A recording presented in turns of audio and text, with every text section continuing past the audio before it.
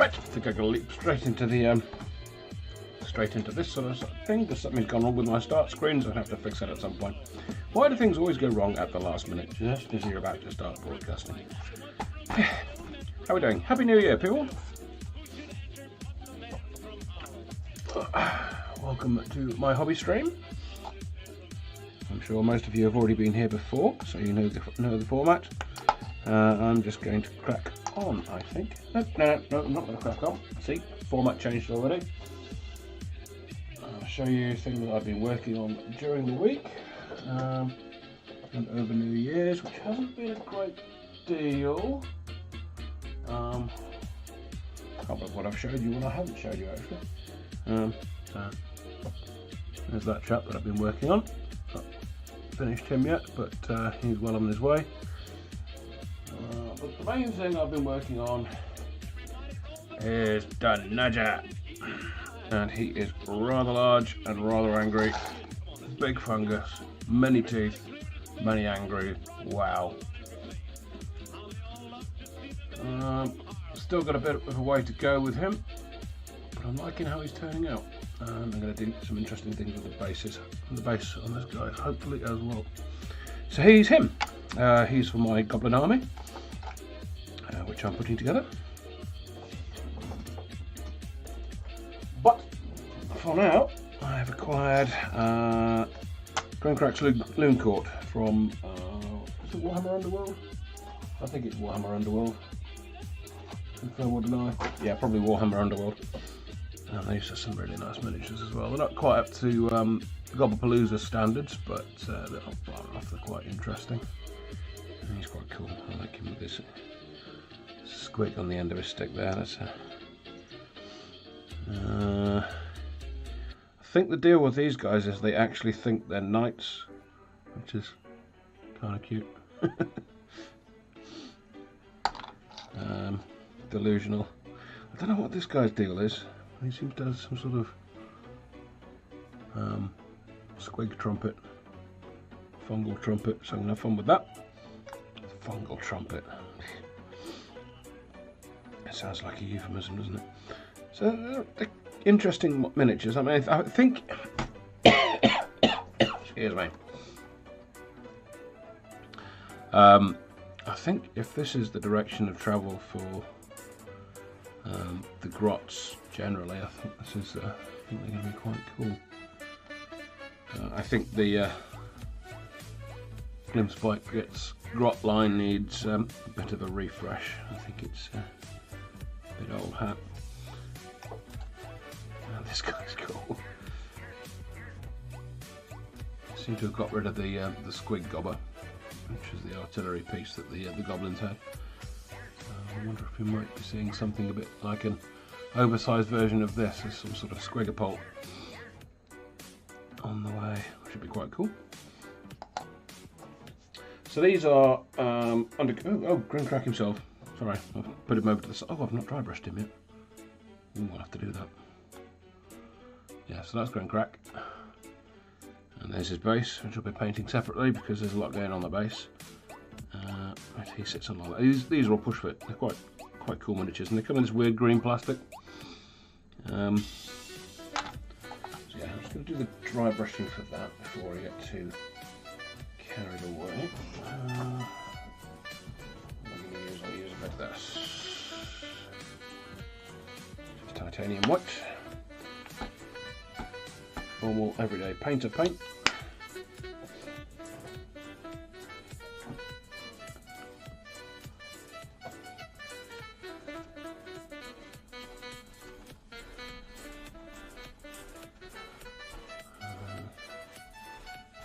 So I got smacked most of the paint off that. And just downward strokes with that.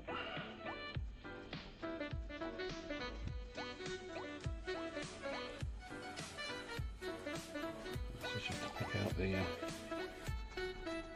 raised details. I imagine most of you know what dry brushing is, but you know, just in case. The idea of the game is to get a good amount of paint on the brush, wipe it off on a textured surface like this, and then brush it lightly over the miniature, and the paint will adhere to the raised areas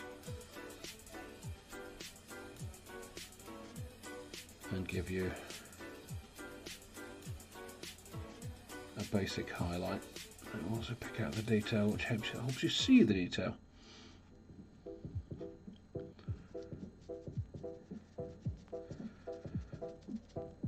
But the main thing is, it works really well with contrast paint, which is how I'm going to paint most of these, because I want to see if I can get the entire unit ready for the field in the space of 2 hours. I mean, it shouldn't be too much of a challenge.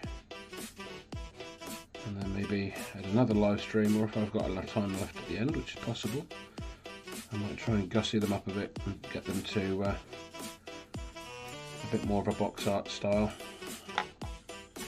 But for now, I'm just going to get some paint on there.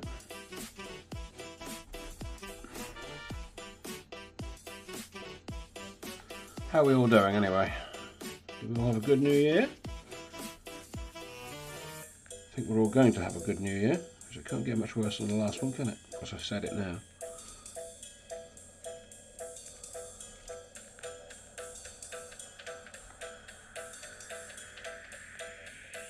See what I mean? That's just made all the details pop there, which is what we were looking at doing. There we go.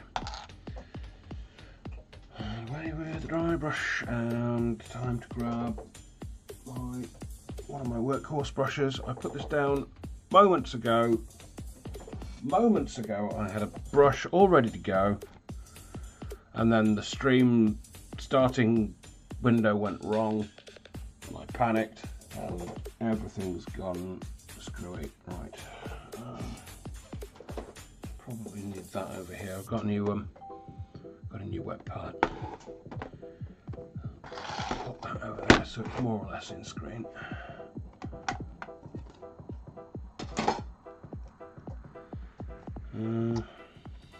Oh, okay.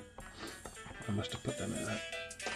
Those aren't my workhorse brushes. That looks like one of them.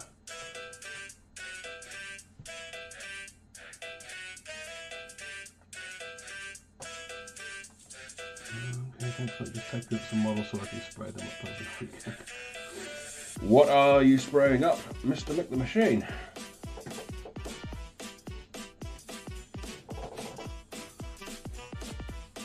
But I can't imagine there are that many grey knights left in the world. Seem to have bought most of them. Oh, terrain. Huh. Nice, plenty of that. Right, okay. Most of you will already know where the direction of travel with these goblins and how I do my goblin skin. So I'm just going to crack straight on with that. We start with black and purple. And this is the contrast paint.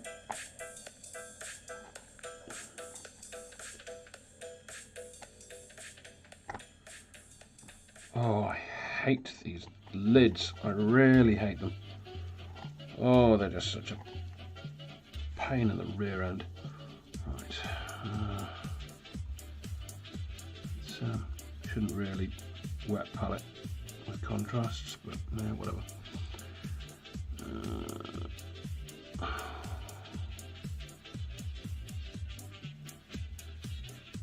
Can't see what's going on with his face there.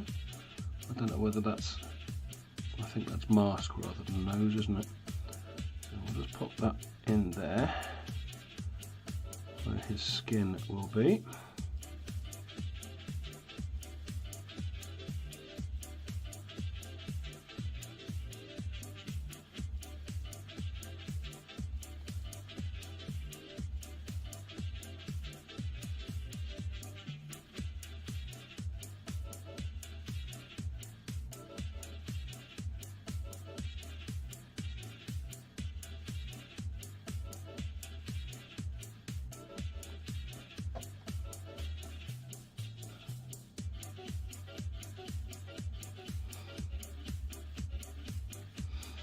I had a fairly chill New Year's. I went round to a mate's house with a bunch of other mates and we played Warhammer Quest all night. because I'm exactly that much of a nerd. But it's good. It's a good game. I enjoyed it. I am less angry about Warhammer Quest now than I was when the festivities first started. Specifically regarding their decisions with the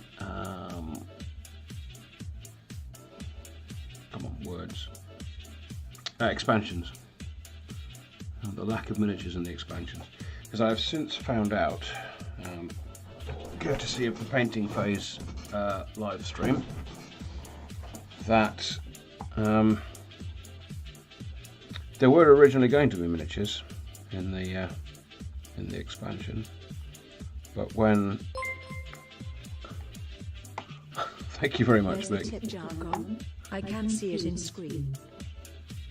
Oh no, you really can't, can you?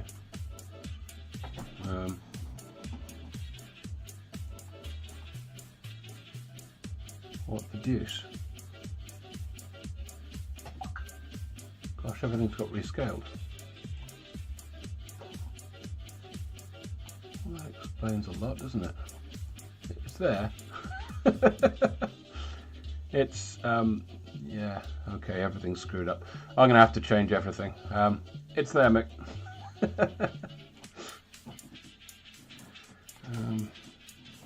Yeah, I'm gonna have to change. Something's messed up. Everything's rescaled itself relative to everything else.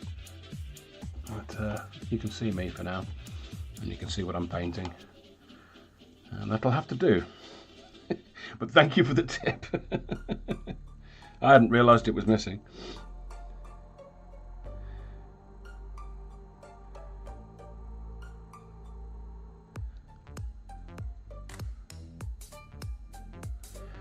Yeah, basically.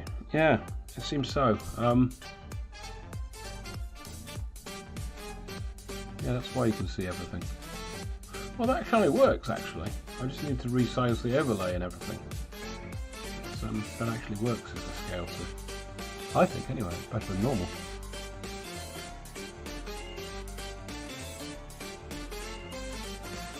Huh. Okay, well maybe I won't change everything back. Maybe the camera can stay to that scale.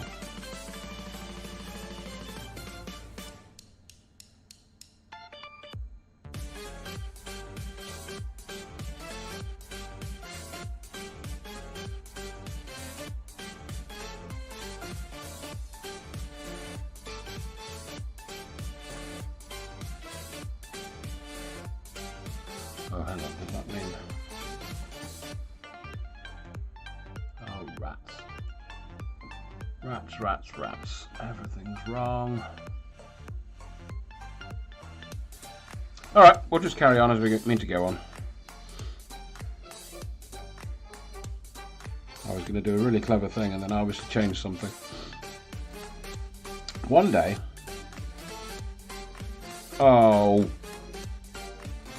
Oh, look at that. How disappointing is that? Not sure what I'm pointing at. Look at that hand. Look at the moulding on that. Oh, come on, Games Workshop. And the other side. That's rubbish. Oh. Ruined.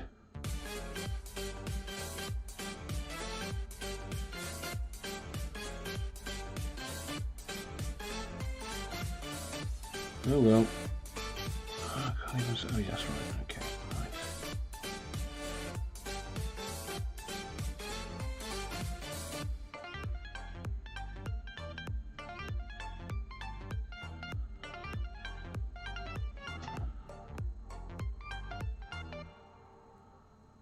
Oh, that's terrible.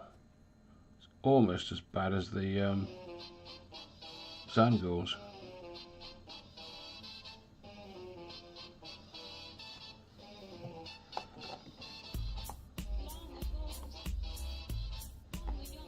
Almost.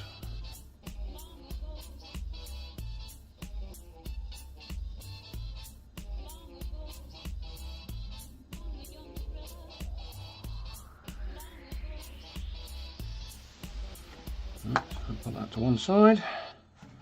On to the next one.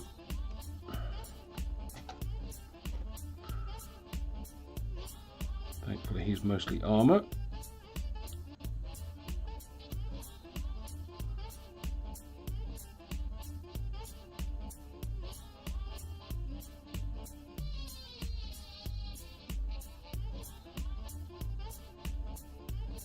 Those look like gloves. That might be skin. Get the skin now.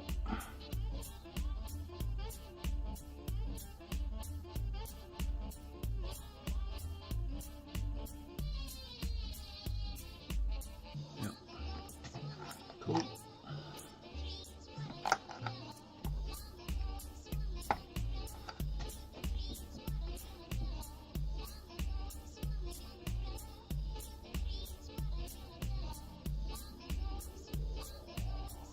Such a shame about these sculpts.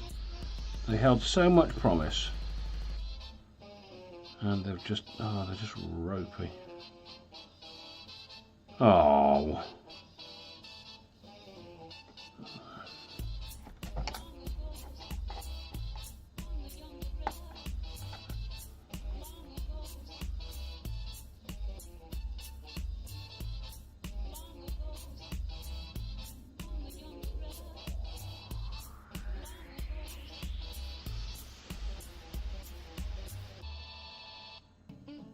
Still, trying to make the best of it. Most of this armour again.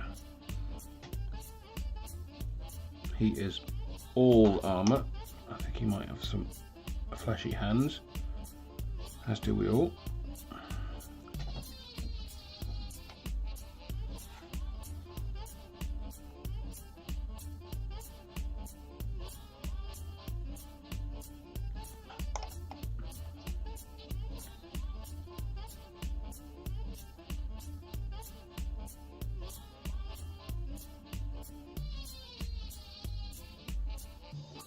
There we go. This guy's got some skin on him.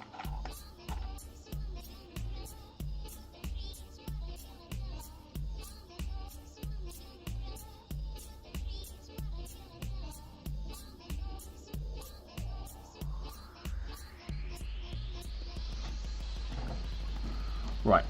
Okay, so I'm liking how close in the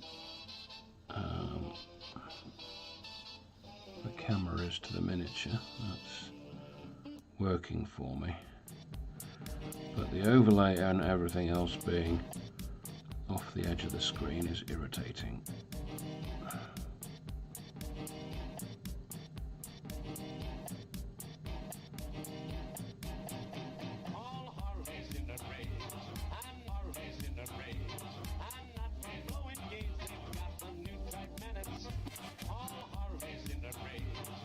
So it might be new year, new layout. I might have to redo everything from the start if I can't reset it to how it was. Problem with using OBS, it's a useful tool and it's very free, which I like.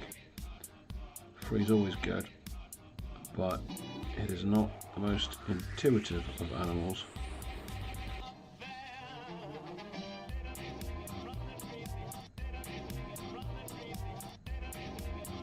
There are quite a few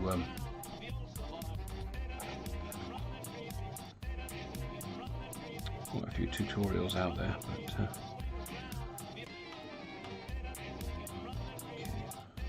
some skin there, a lot of skin on the squig. And what I was going to do,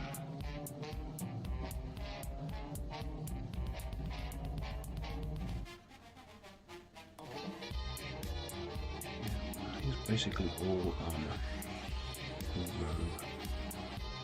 Okay, right. For now, what we're going to do, I'm going to take my glasses off for a second, and we're going to determine what colour the squig is, because I've created it thick.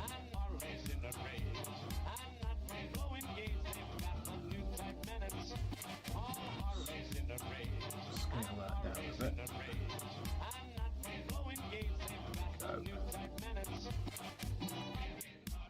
a freely available website. It's not a painting wheel. No, no, no. This is a wheel of wonder. This will tell me what colours to paint the squig.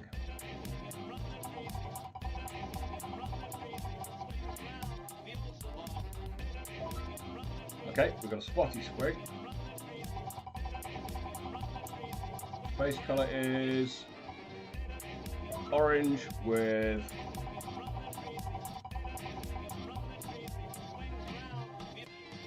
magenta spots. Yay!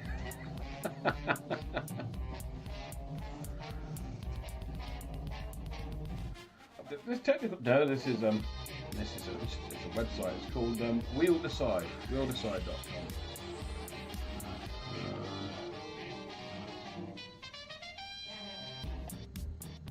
Okay, well let's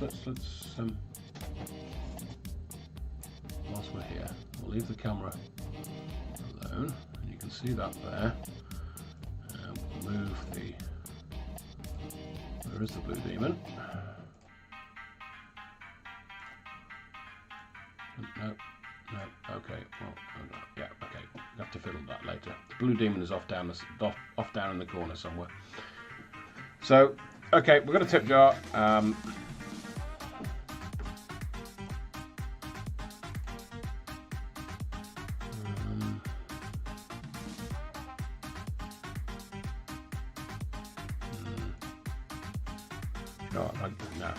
If I go down that rabbit hole, you'll end up with me end up watching me fiddling around with my stream. Let's not do that. There's your tip jar, Mick. We'll get the rest on screen later. Right, so it was orange with magenta spots, wasn't it? Okay, so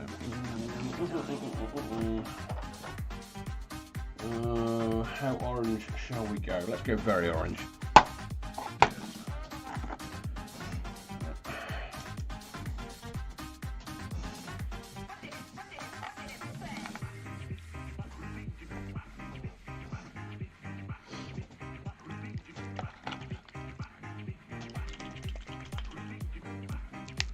Magma Dross Flame, which is about as orange as Games Workshop go, which is to say very orange.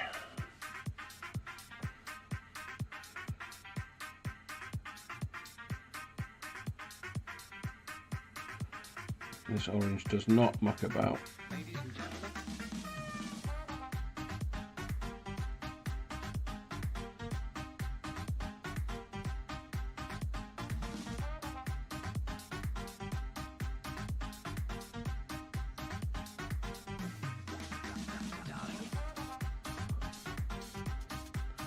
So that is crazy orange.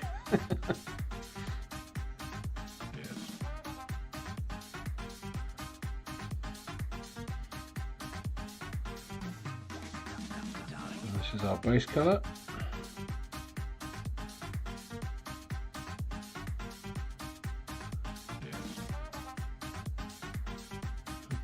So we've got a saddle or something on there. Okay.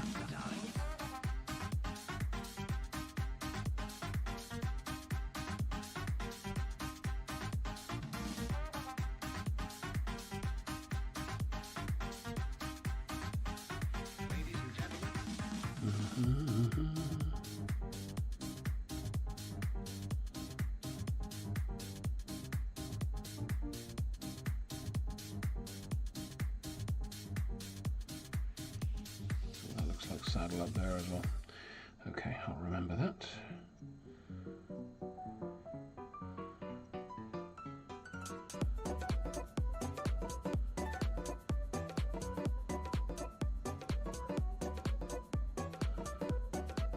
Yeah, I created a squig colour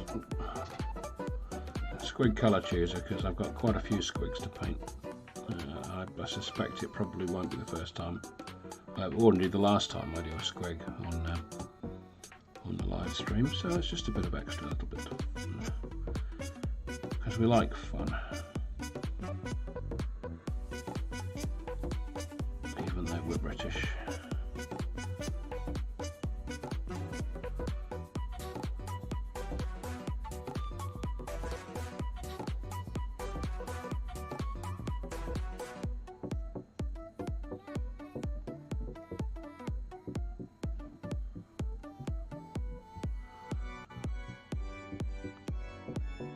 a few months, well maybe a month or so if I push it, which I won't, because that's not the name of the game. Not the name of the game at all. Okay, cool, so we've got an orange squig there. Here's very, very bright orange. Right. Next, what we're going to do is get all the dark metals and stuff done. And for that, those of you who have been watching my stream for a long time will know my go-to is Grinkrak Sewer. It's good as a base coat for metal, and it's good for a base coat for wood and leather and all kinds of other goodness.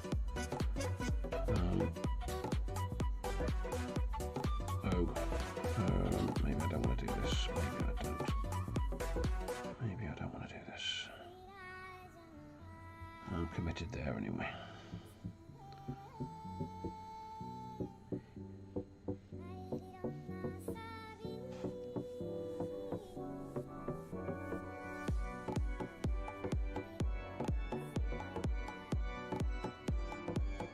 Oh, I spotted some ears. Yeah, it's got ears on both sides of his head.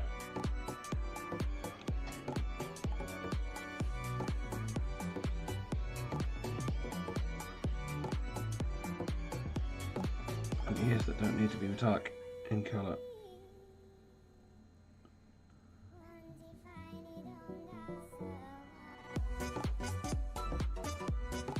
That's settled down.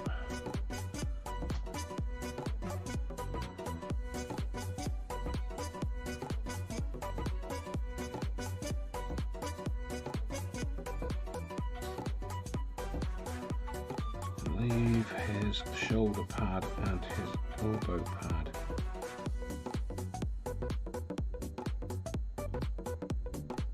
White, because I have an idea.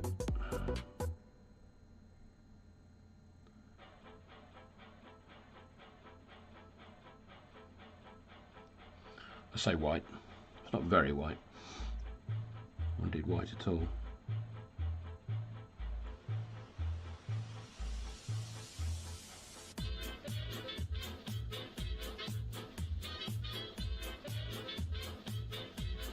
The zenithal I opted for this time around, rather than any kind of grey, was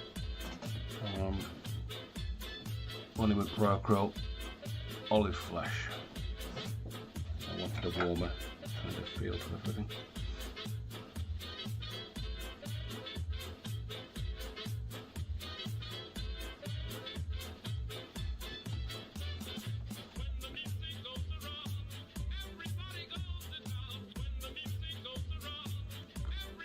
Let's not do that. Let's get that off there.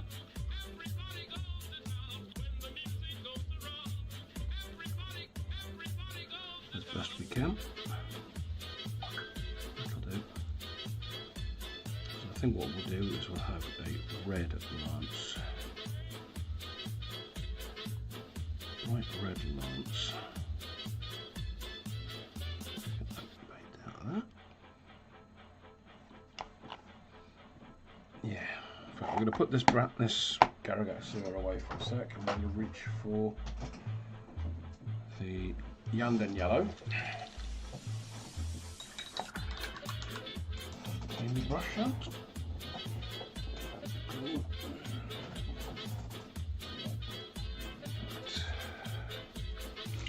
Yandan Yellow.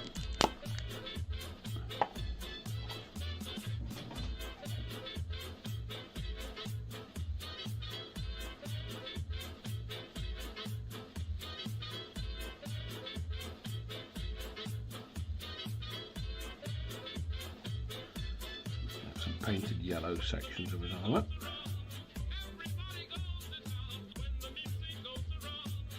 Like the shoulder pad.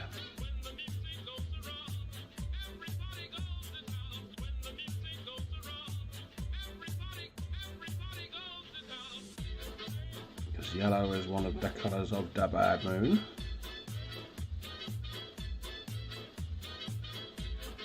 Well, the main colour of the bad moon.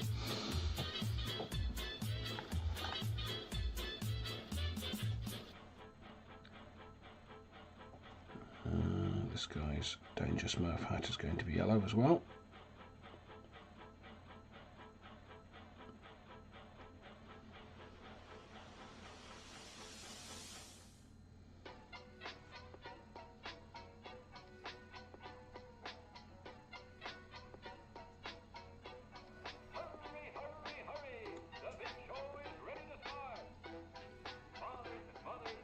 Oops. Why am I going to worry about that? I don't worry about that. I'm going to be going over that in a black anyway. So just doing this hood and mantle in yellow.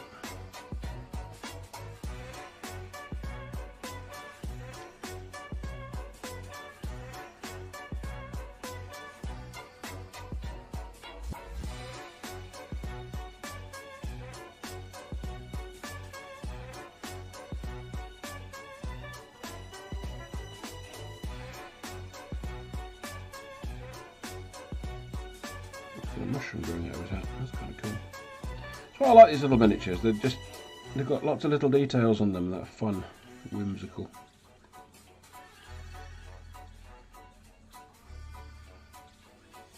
And whilst the writing behind them isn't, they are horrific. But yeah, just little fun details. Little mushrooms growing everywhere and little odd looking squig mushroom hallucination type things.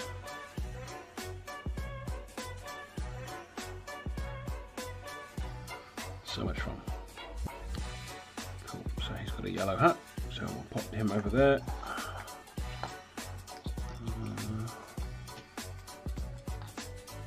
What else are we going to do here? Okay, yeah. I'm liking him for having lots of yellow armour because he looks like he's trying to turn his entire body into the Bad Moon. So, and we'll weather and chip this up so it looks like it's painted metal that's seen better days.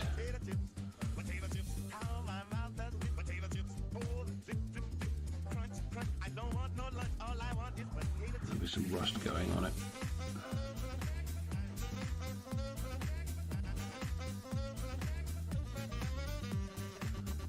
I do want that base colour of yellow on that.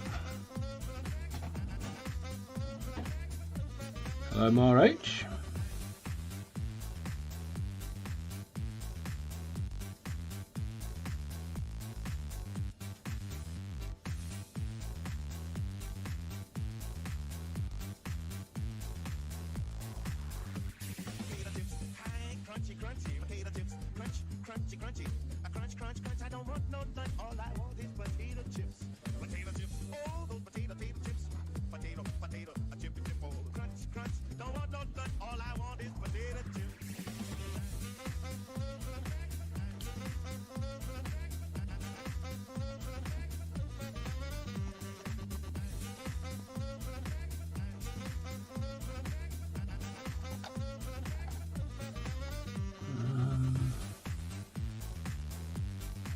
Do yellow here. Oh, I've forgotten his ears as well.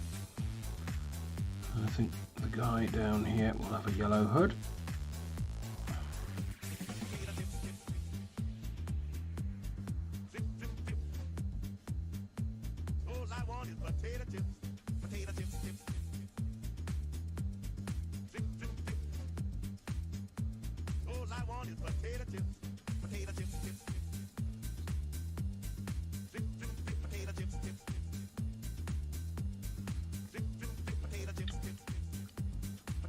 Got a squig there.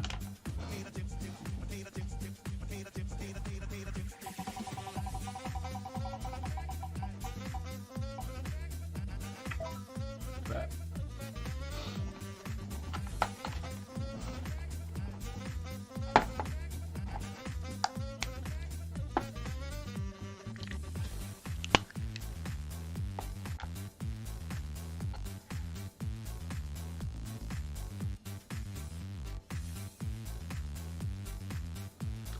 Bright red, I'm using bile red.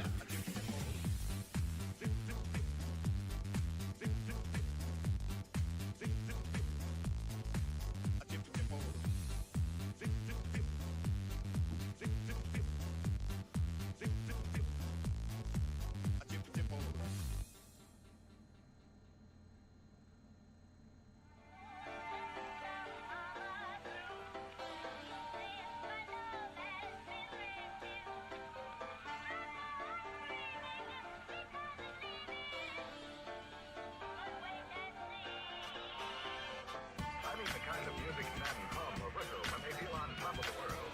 And gentlemen, one of the many things that give you that liftoff feeling is the pleasure of being well dressed.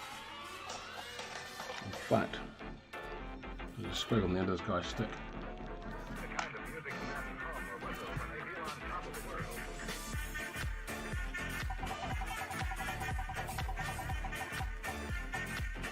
Black. Ooh.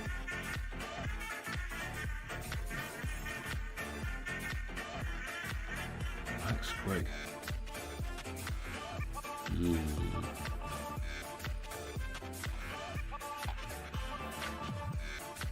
Yeah, all right. The wheel has spoken.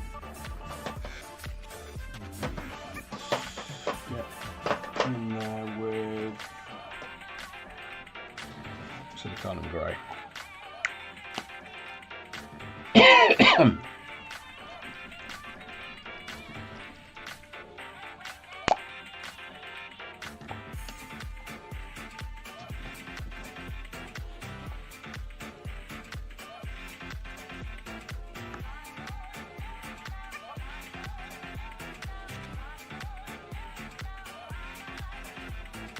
The kind of music men hum or whistle when they feel on top of the world.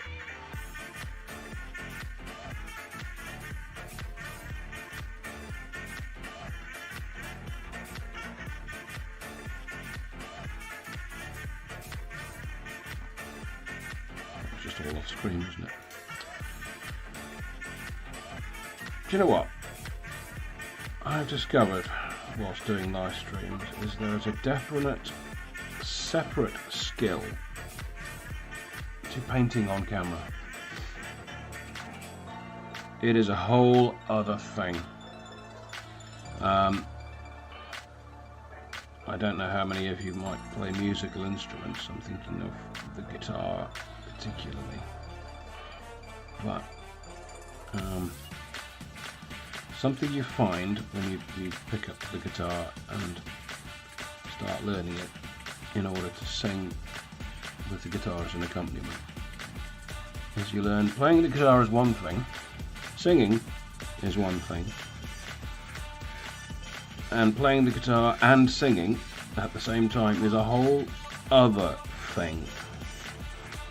And there are different skills involved and there are different things to get used to. It is very much the same deal as painting and filming, because there's an awful lot you need to keep in mind whilst you can't just sort of switch off and paint. So I'm trying to think about keeping but looking up every now and again to make sure everything's on screen, because I've got my monitor which is telling me what you guys can see. I'm concentrating on painting the miniature, making sure everything's staying in focus. I'm thinking about what I'm trying to say to you guys. So it's a whole thing. So it's something to consider when you're watching people's painting, painting on live stream particularly. You've got a bit more leeway when you're painting in painting for tutorials and things, but live you've got to really be on the ball whilst you're trying to concentrate on painting a miniature, which is why I'm as bad as I am.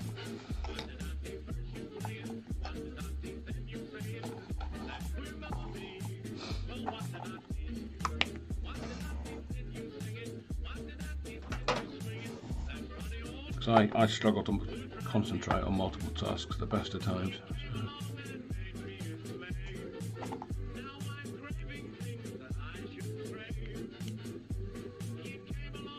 Let's go stuck to his. No, let's not do that. No, put that down.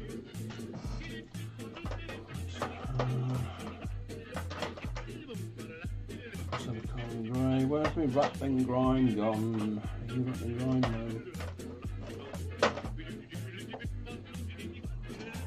Such a good idea when I did it. There it is.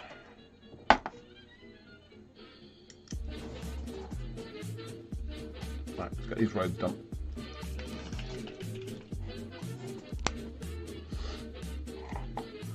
Yes, Mick, there's multitasking and then there's multitasking.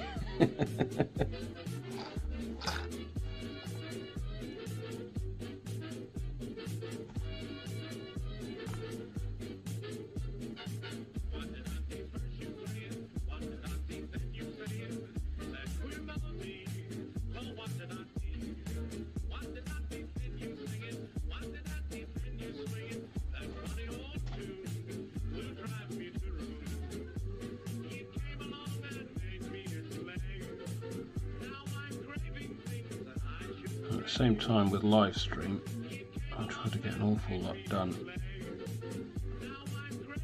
in 2 hours whilst talking to you and explaining things and correcting my inevitable mistakes. It's a whole thing. There is a whole thing.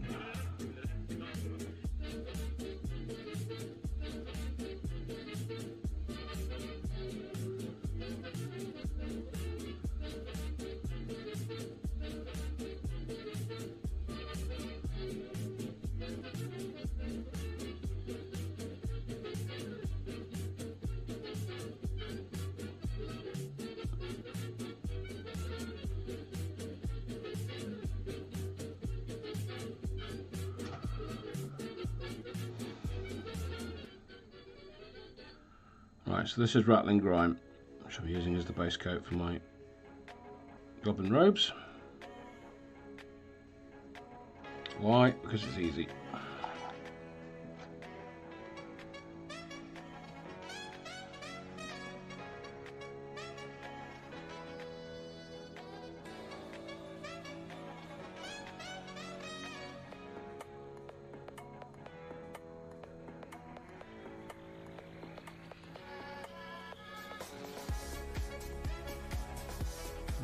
Is just yellow there, just out of it. Right.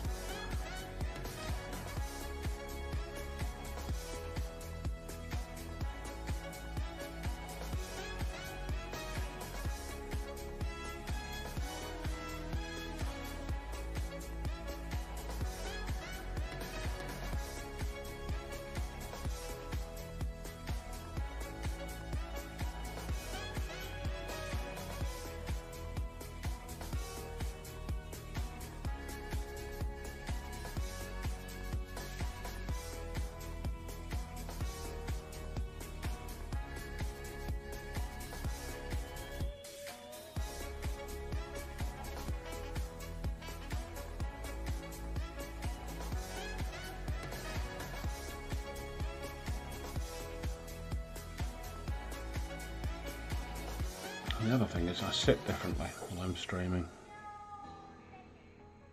because I'm having to work around a camera stand, which is fun.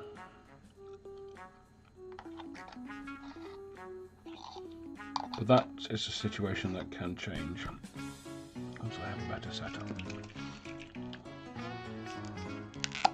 I spotted a little bit of yellow that I'd missed. Let's go on and do that.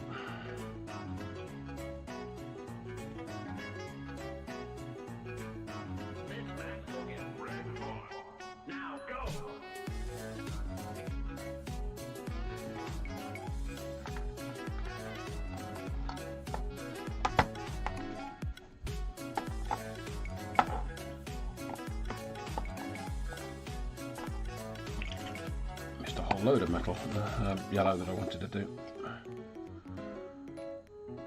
This guy's hat. His face mask is going to be yellow.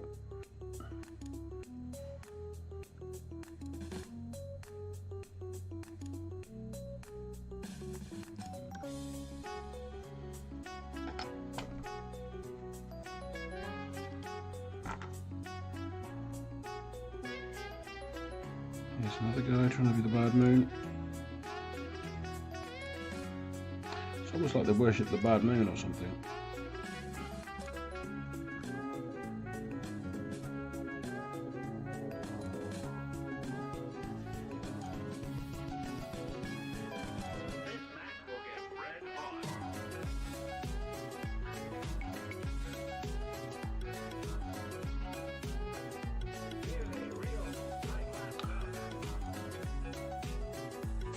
So about that thing about trying to keep everything on screen.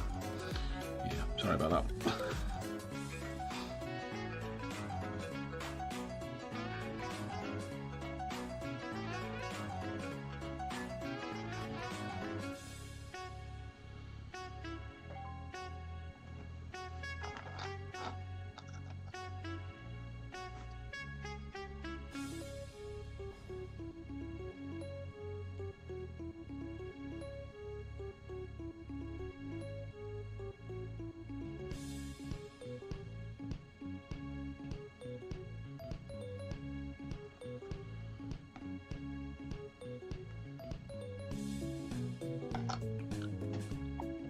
I think that's as much. Oops. Nearly knocked me paint over there. What are we going to do with you? Let's give you a yellow hat as well.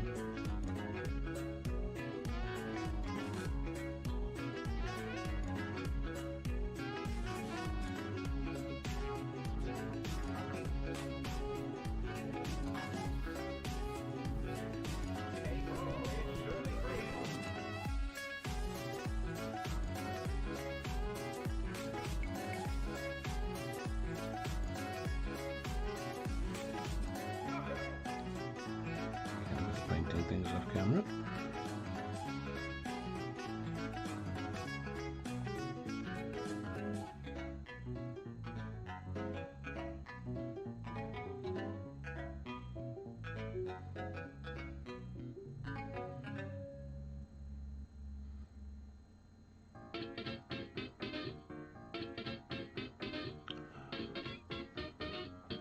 Tell you what, the next time what I'm painting drifts out of shot, send me a tip and I'll get a notification and I'll be able to bring it back up onto screen again.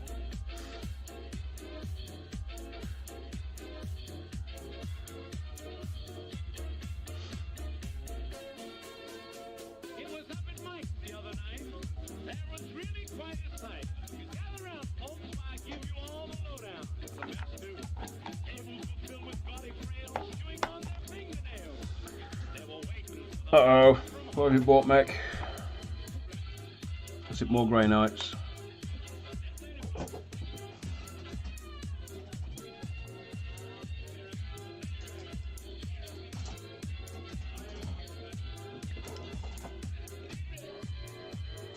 things reserved, 6 bits of throw, things were moving kind of slow. Everybody's nerves were getting jumpy. You know, people thought of privilege like, all at once the room was filled. A couple of miniatures missing Who should enter coloured ears. from Holland? So I'm just going to grab those and paint them in.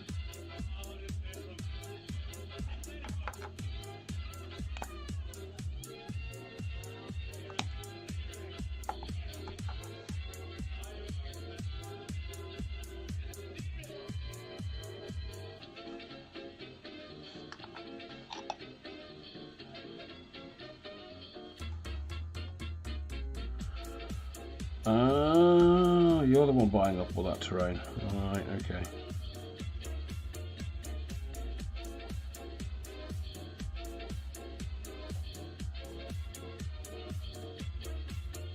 Everybody rolled their eyes. Women started even sighs. Someone hollers music light and gin. Right.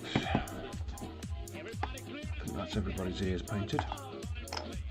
You've got ears? Yes, you. No, they're not painted. Did I paint anyone's ears? Oh.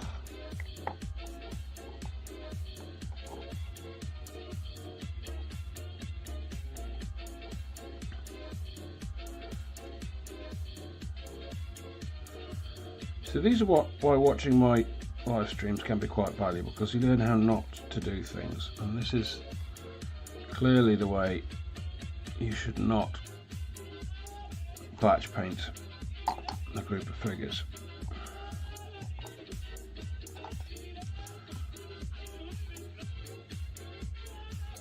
Or why you should pay attention to what you're doing and make sure you've got everything that needs to be in a particular colour painted, and that you haven't missed all the ears.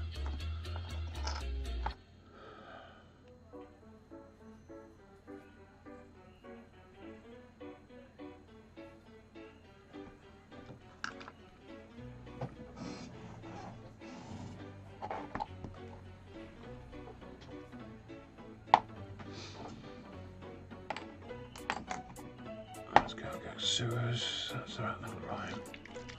Okay, so we're back on the rattling grime.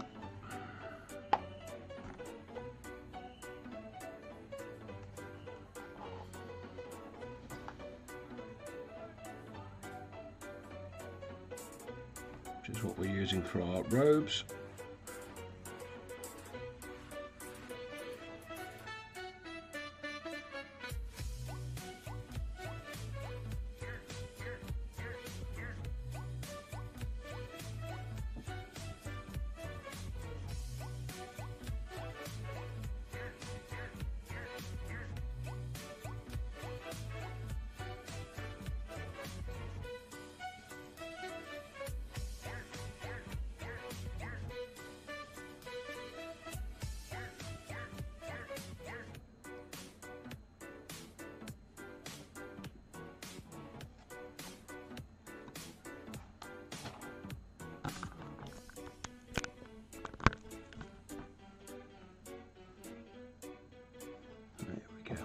We should be more often on the screen.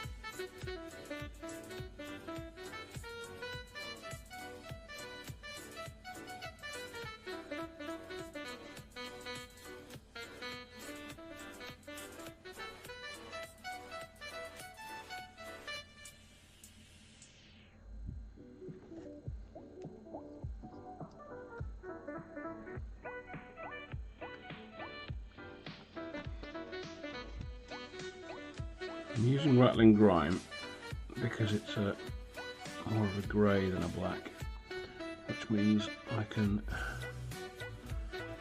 throw on something like Drakenhof Nightshade and get a bluish black, a cold black, or I can throw on Druky Violet or something like that, just to get so it's not sort of black, and then I can throw things like Nuln Oil into the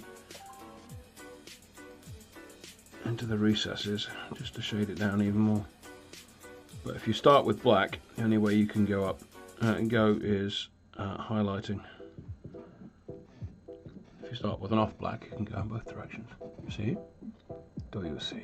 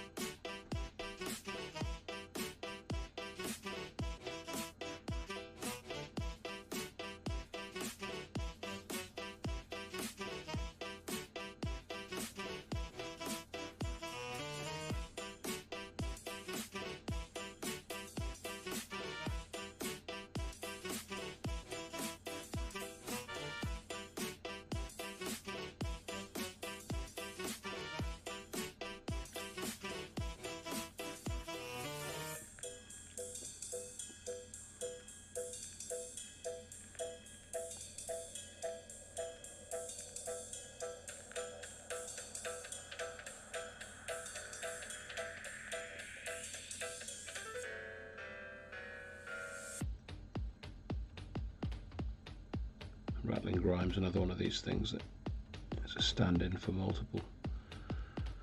It can cover a multitude of sins.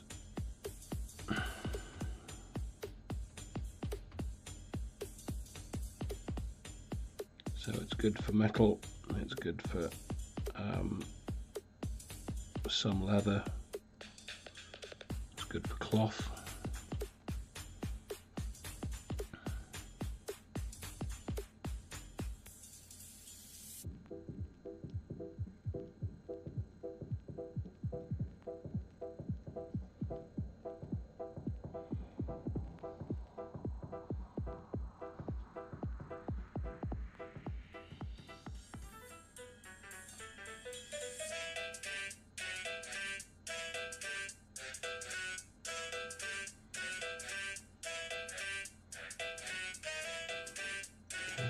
your rattling grime done. Your rattling grime is done. Your rattling grime is done. So your rattling grime is not done.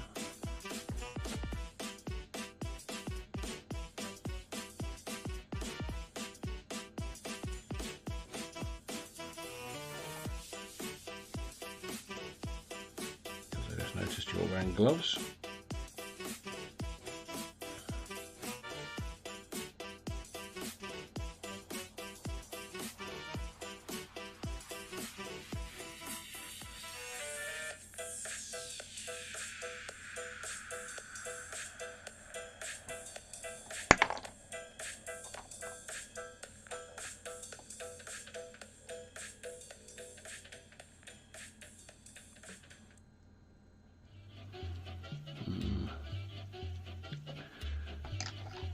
Good job none of you come here for finesse painting, eh?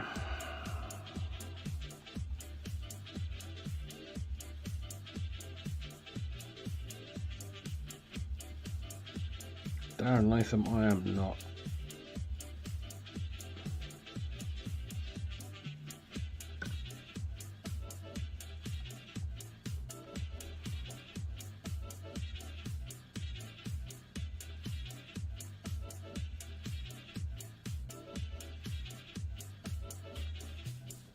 Neither are my Duncan Roads.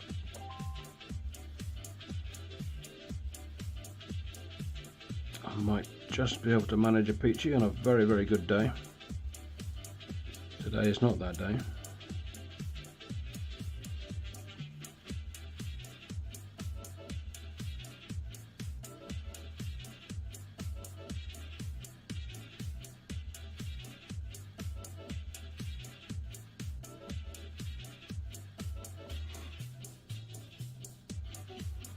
Exactly, Salistar. What indeed it is, finesse.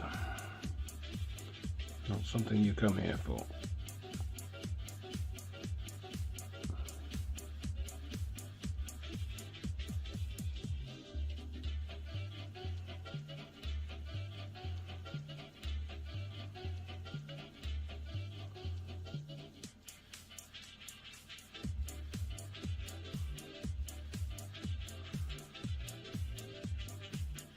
Finesse is for those people who think NMM is something you should know how to do.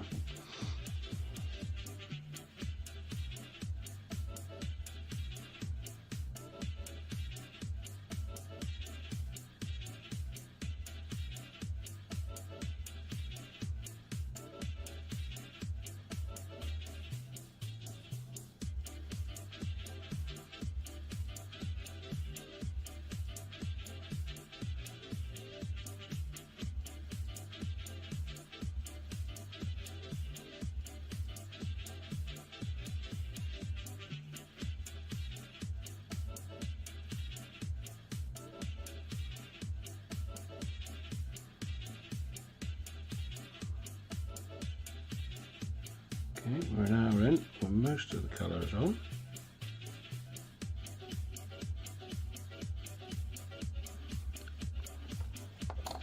Just notice the back of the squig isn't red.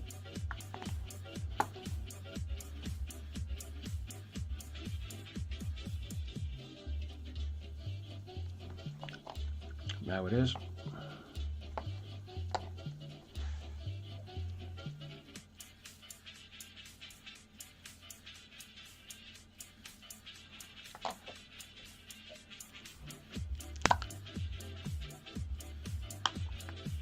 The other thing is, because I'm rushing, I'm missing bits. A bit of a shake. Put that aside. Right, you are all rattling grime hood, rattling grime robe.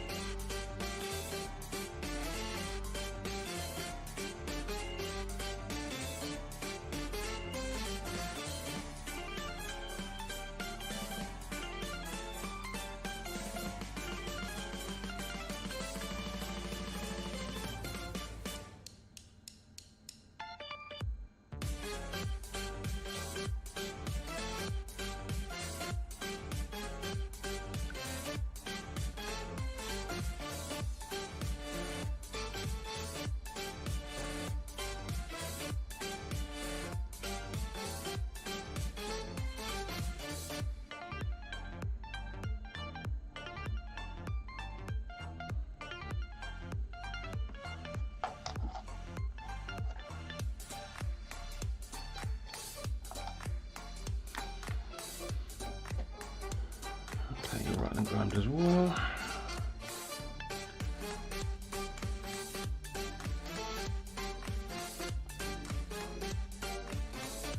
On to Grinkrak the Great, for so is he known, first of his name.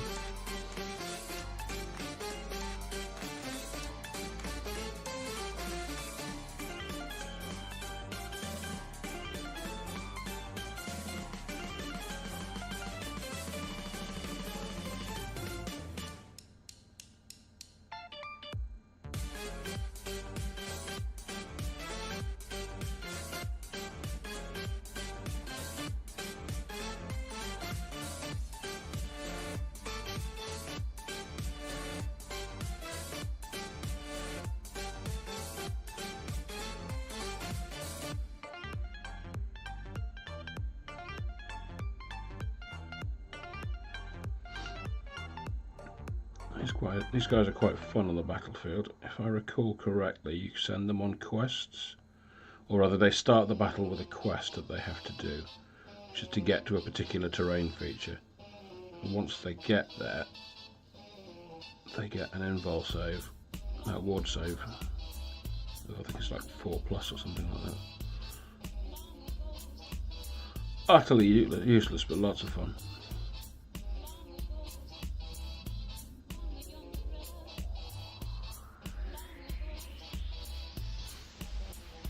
Not that a 4+ ward save is particularly useless, but they're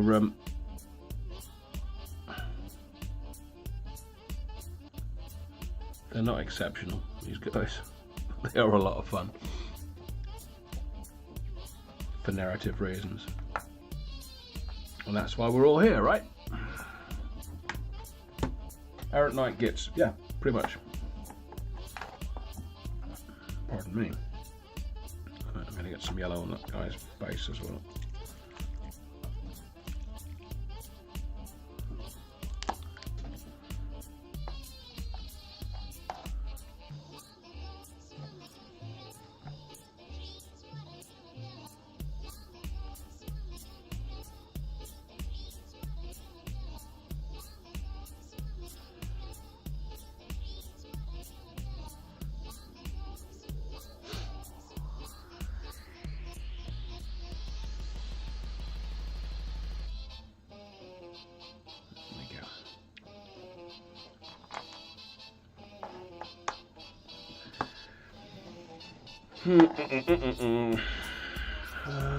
So that's the rattling grind done. The Garagak sewer. But whilst we're here, we're going to do that guy's nice red lance. Before I forget that he wants a red lance. This guy's got a lance as well, so that'll be red.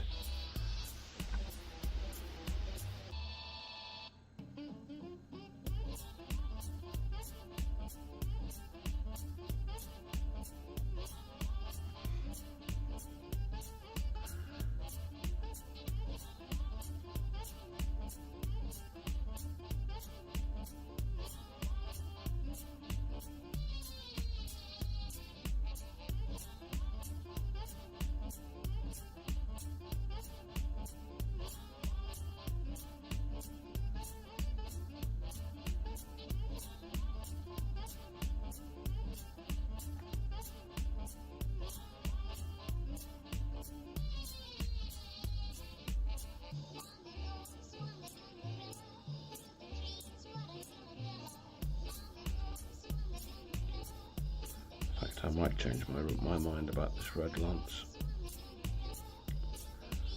but if I do, I'll do that off camera. I might end up doing that. Black and yellow stripes.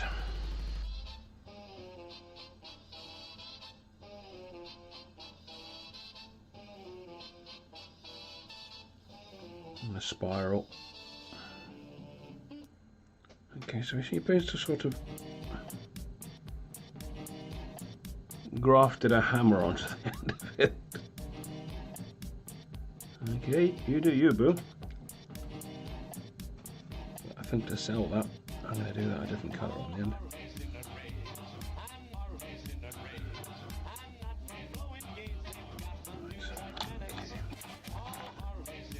Do your pole arm red as well.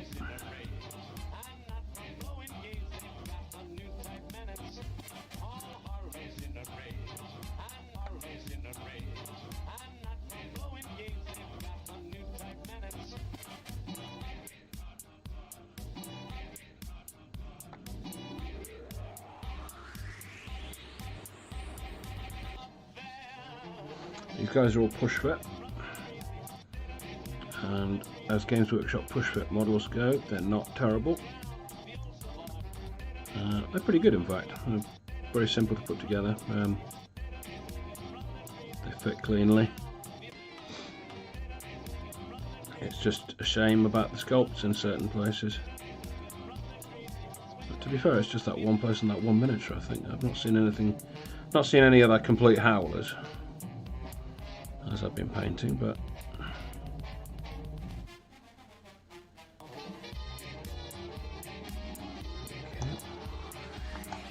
do you want a red stick as well? Looks like we're going with a theme here. Yeah, alright, we'll give you a red stick as well.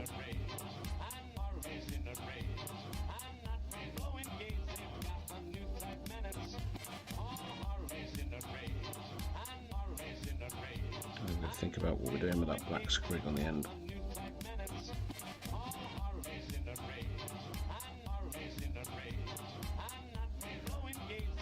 I mean, who even thought that randomizing squig cars was a good idea?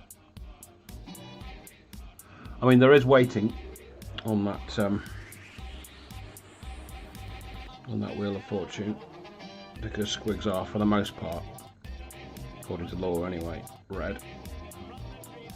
So there are twice as many red options as there are others, or red adjacent, like orange, magenta, and such.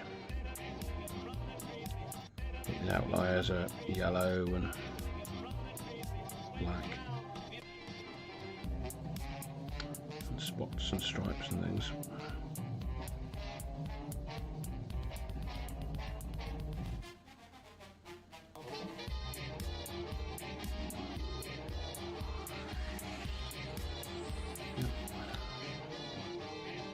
Cool.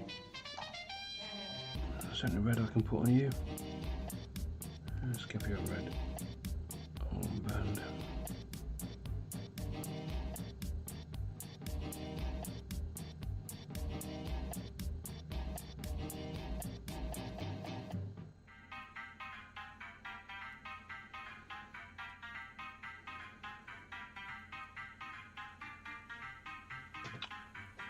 I wonder what we could do with that mushroom, actually. Look at the tip of that mushroom red.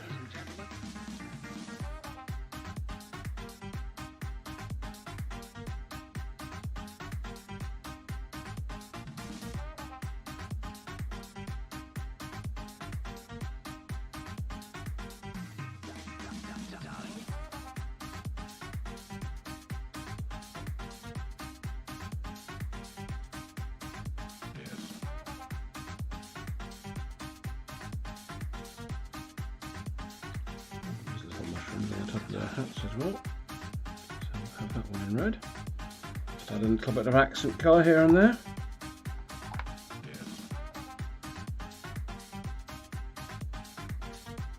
Any more red I can put on you, is there?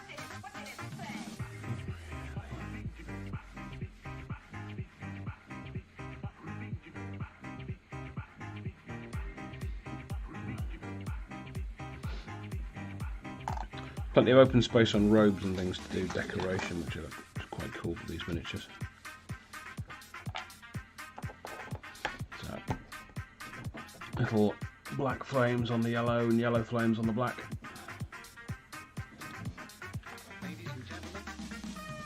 If that's how you roll.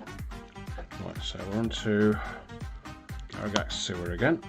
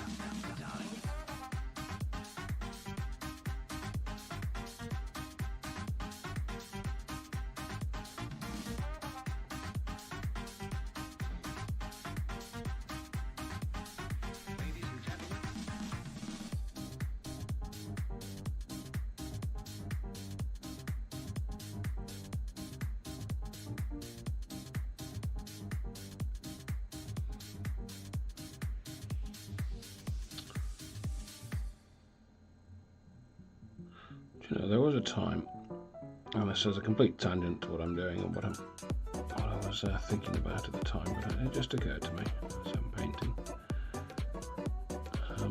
There was a time I was thinking of getting rid of my Warhammer Plus subscription, and then the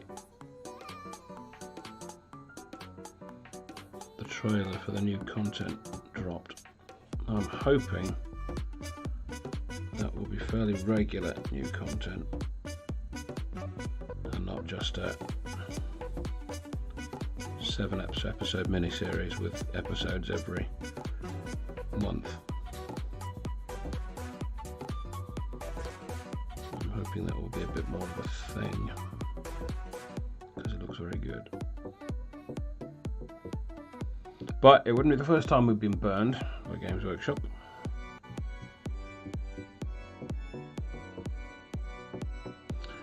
And I wonder if that's something Henry Cavill will have some sort of creative input into, seeing as he is out. But then he's Amazon's monkey, isn't he? So I don't know quite how that will work. Whether he will have any input into Warhammer Plus or whether Amazon will just take over Warhammer Plus. That'll be interesting.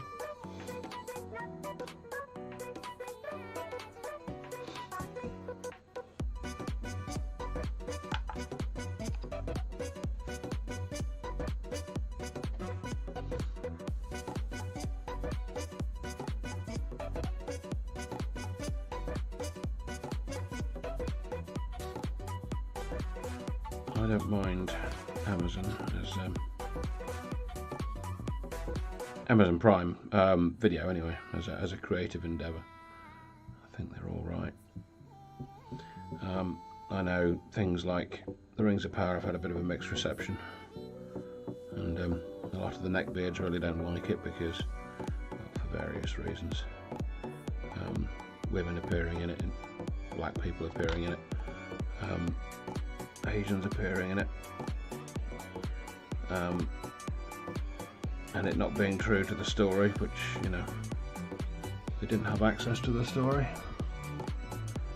so the only thing they've been true to is the appendices, which is all they could get access to. And as far as I'm concerned, they've done a really, really good job of bringing to screen and creating a screen adaptation of stories that Tolkien never wrote. I think they've done a pretty good job. They've captured the essence of Middle-earth. Well, they captured the essence of Middle-earth unless you're a racist. And I'm hopeful for what they might be able to do for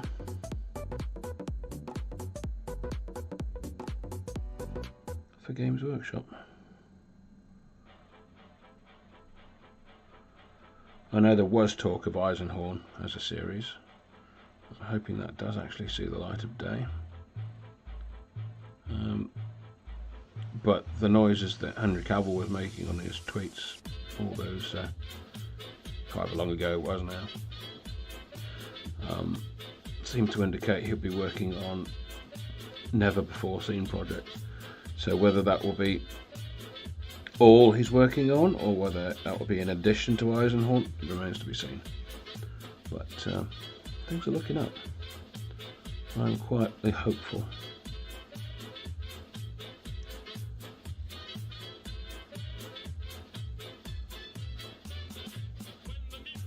And of course we'll be able to look back once all the once the hobby's gone mainstream and say, well, we liked Warhammer before it was cool. Or we'll be able to say, well, Warhammer was never cool and I always liked it.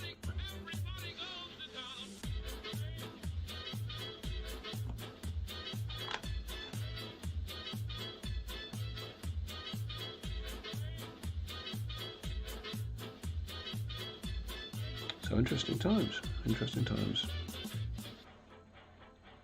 Don't know if anyone has seen a release schedule for anything like that, but I would have thought it'd be way too early for that. Anyone seen anything? No?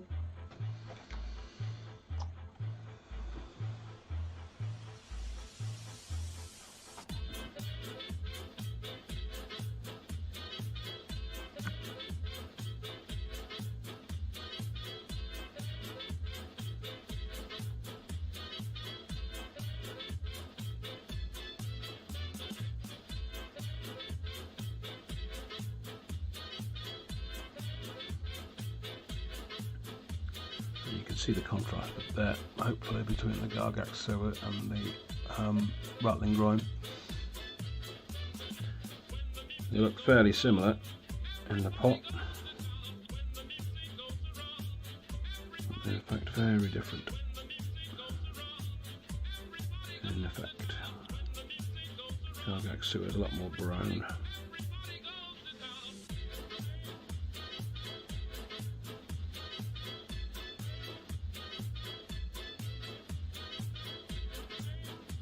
It's a definite go-to paint for my Grimdark arsenal.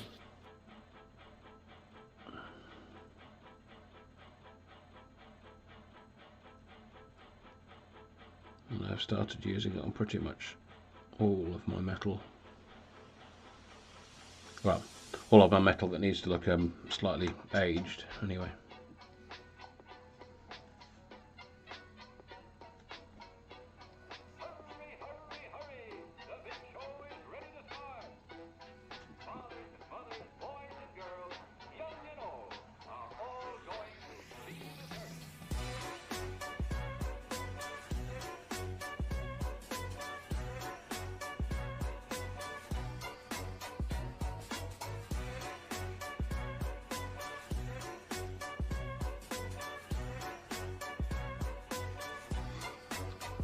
The other problem with my setup here is I look up to see what's going on in chat. Because I wear a pair of painting glasses, I can't actually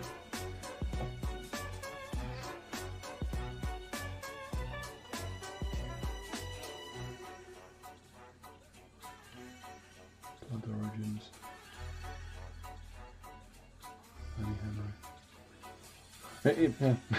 Yeah, agree with all that. I've not seen much of the Witcher series, I must admit, so I kind of fell out of it.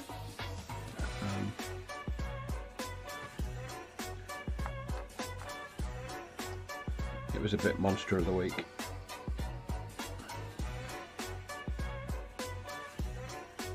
And the story jumped around a bit. I mean, I understand why they did it and why they had to do it, in a sense. But I've not read the books, so I've no particular loyalty to the way the books are written or anything like that. But the jumping around was all very confusing.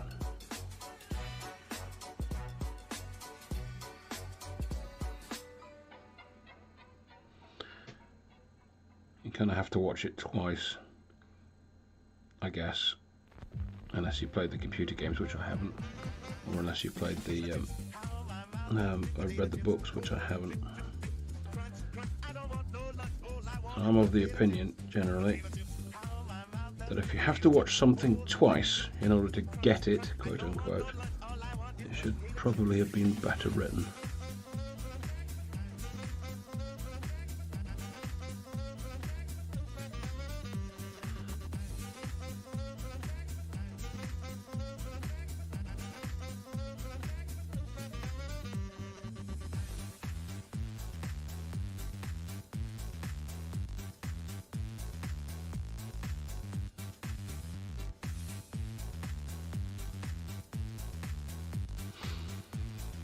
And maybe that's why the Amazon writers are going off script, and why Cavill's walked away from it.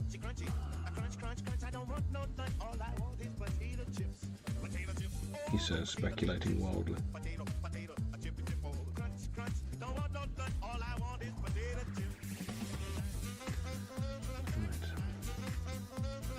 I'll pick up the pace a bit here because I've just seen the clock.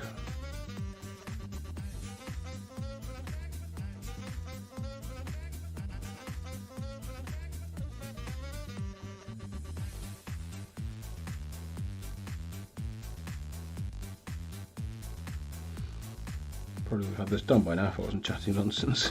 Oh well, it is what it is.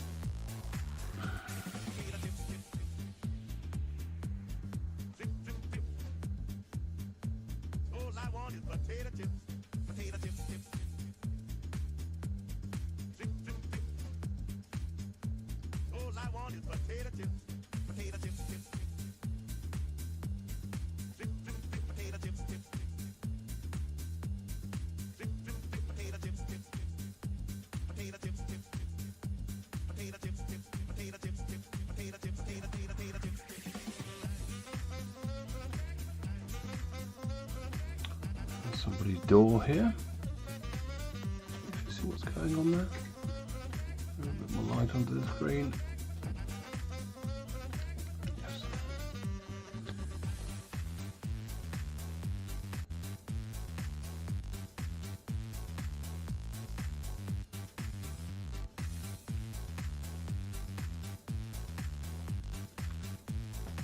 Cool.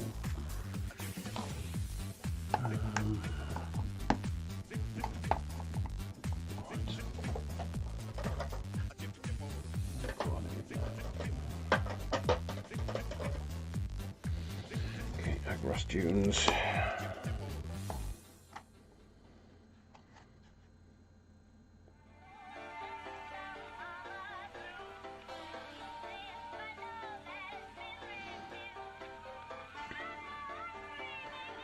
Which is a good general purpose light leather, stroke verging on parchment, verging on presumably elastic. Is elastic a thing? I suppose it would have to be elastic on or something on this. So he's not bending back those metal prongs.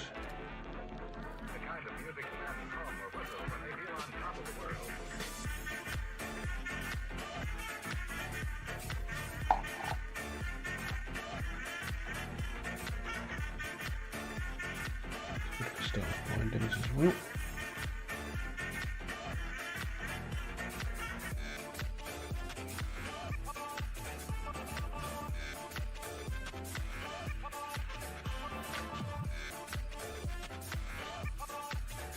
Bam. Okay, to either side, start binding, done.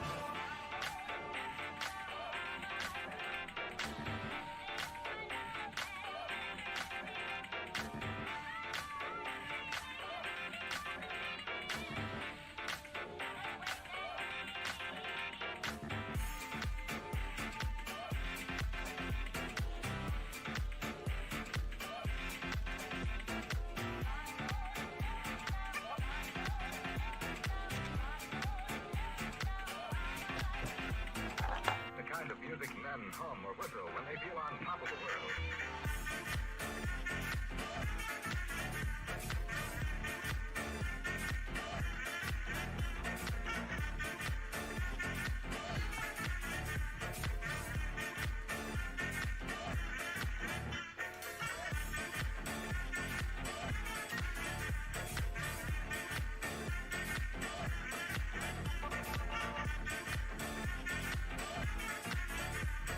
I really am starting to rush now. So, if you came here for quality, you might want to switch off now.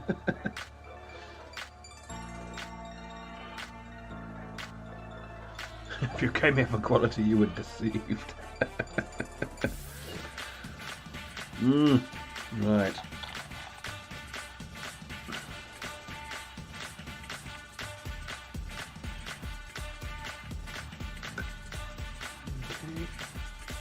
Hit up that pants there.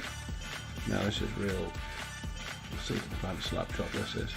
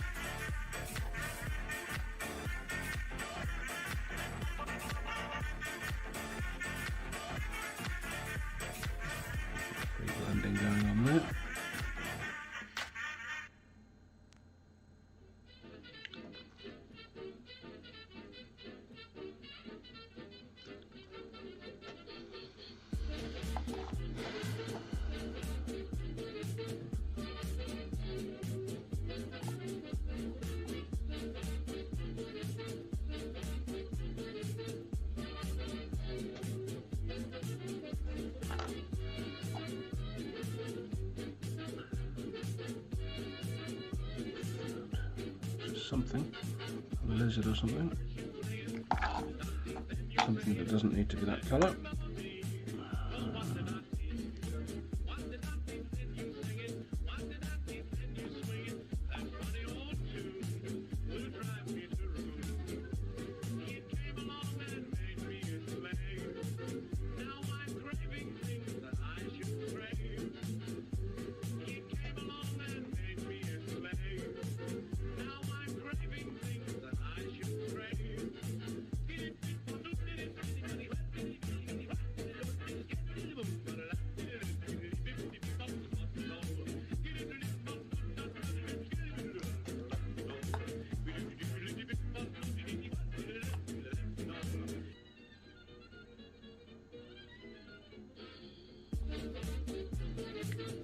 Squid claws.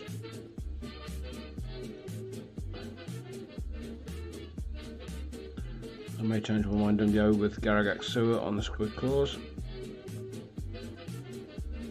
because that's another thing Grinkrak sewer is quite good for. Claws. Right. Brush a bit of a wash. That'll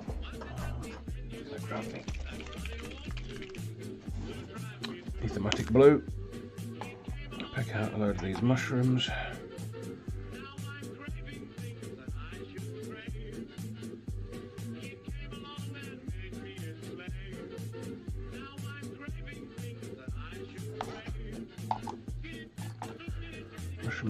Mushrooms, any mushrooms? Loads of mushrooms. Not going to do those thematic blue though. Wrong sort of mushrooms.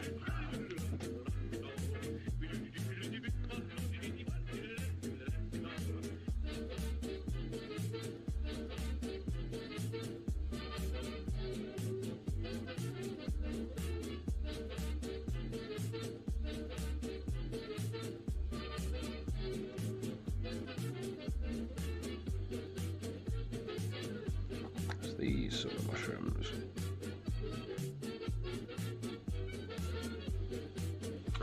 Spiky mushrooms, these ones are the good mushrooms.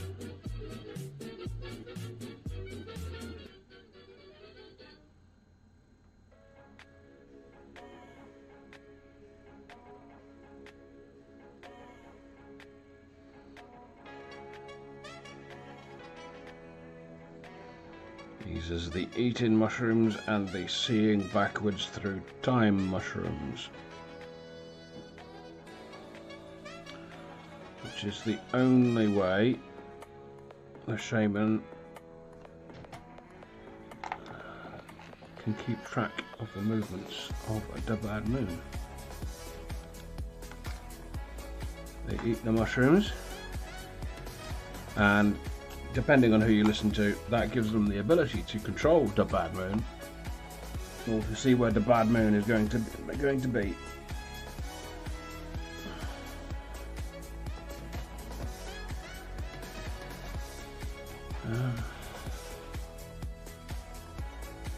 Reach for another colour. What colour was I going to reach for?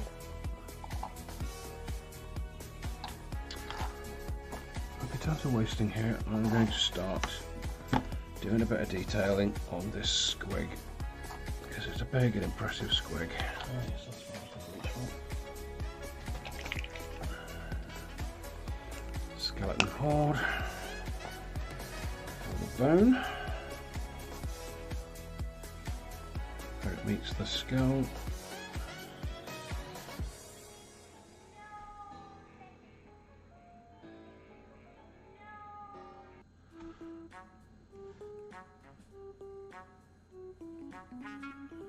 Dab that on there.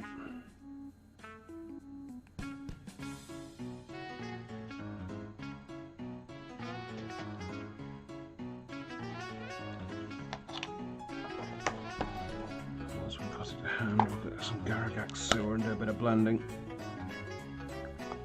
Only a bit of Grinkrak sewer. I'll just work that in near the tip of the horn.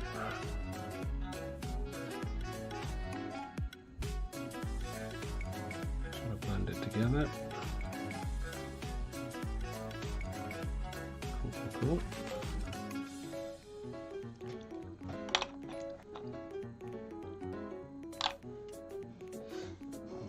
Right. Okay, let's reach for some Troll Slayer orange, Wild Rider red, Squig orange. Right. Layer paint time. We're going to put these aside for the time being. We're going to concentrate on the big squig. Once we get some ground we need to cover for him. And we're running out of time. I don't think I'm going to get these ready for the table in the 2 hours. I mean, they're still purple. They're not even green yet. Let's put some Fuegan orange on this guy to deepen the contrast.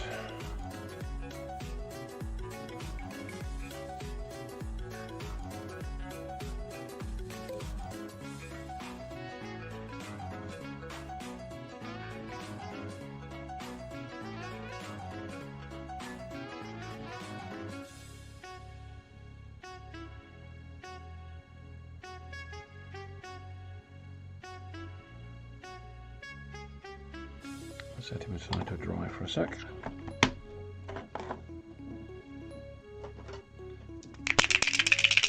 I'm going to make our goblins green.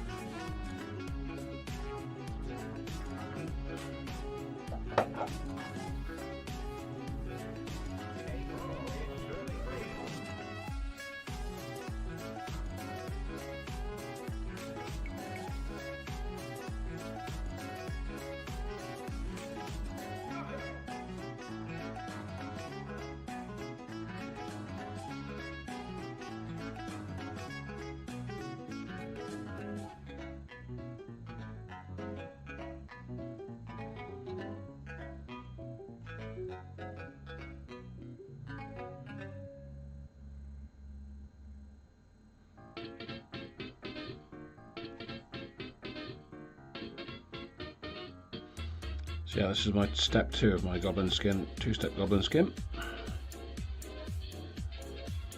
which is Tesseract Glow over Luxon Purple.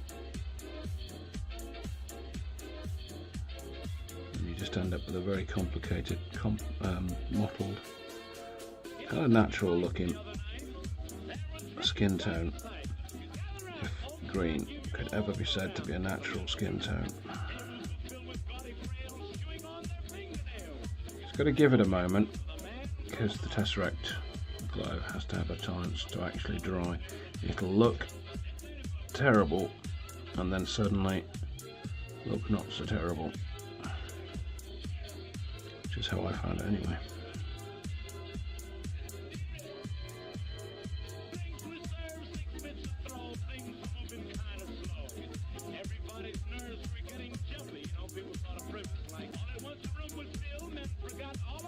You just slap this over.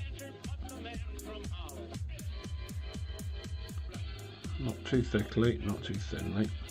You'll get a feel for it.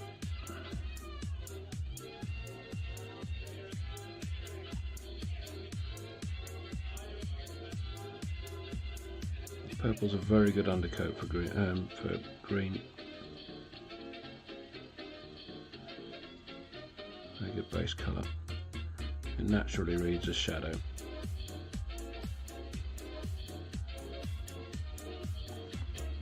And he's looking pretty cool. Definitely a lot more goblin-y and greeny.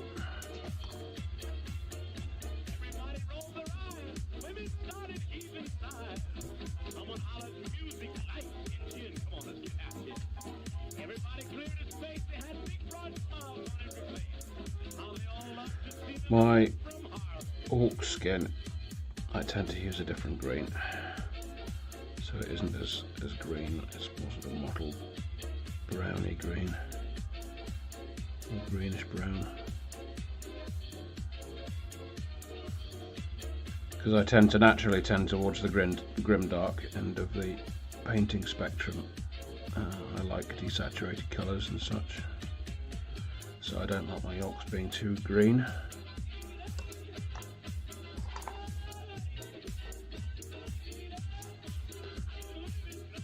Which is a big leap forward for me really, because I didn't really like orcs to begin with at all. Now I merely don't mind them, to the point of wanting to start an army.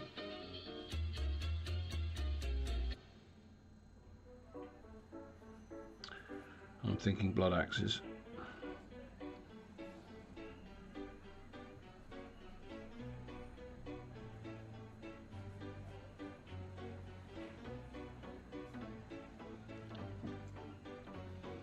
Because not even other orcs like them.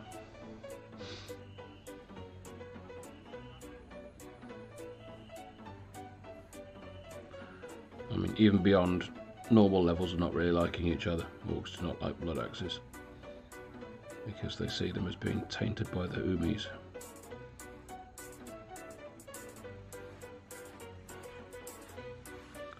There is a rumour, and the rumour probably has legs, that the Imperium make use of the blood axes to sow discontent amongst the orcs, because the blood axes are quite friendly with humans.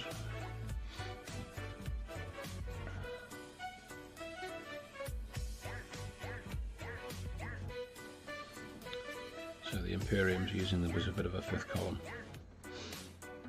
which, if true, is kind of cool.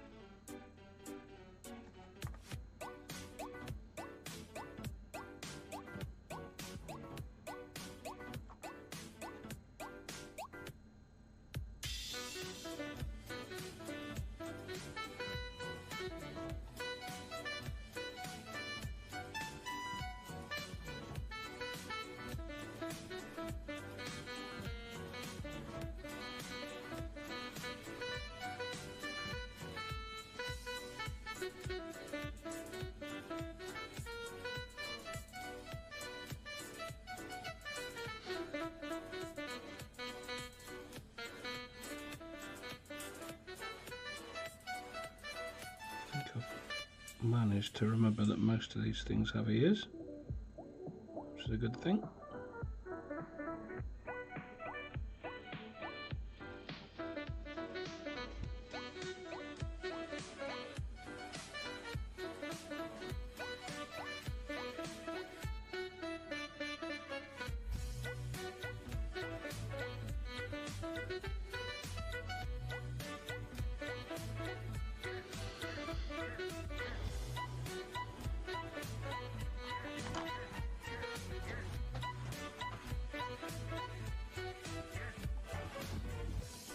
Let's go along chat.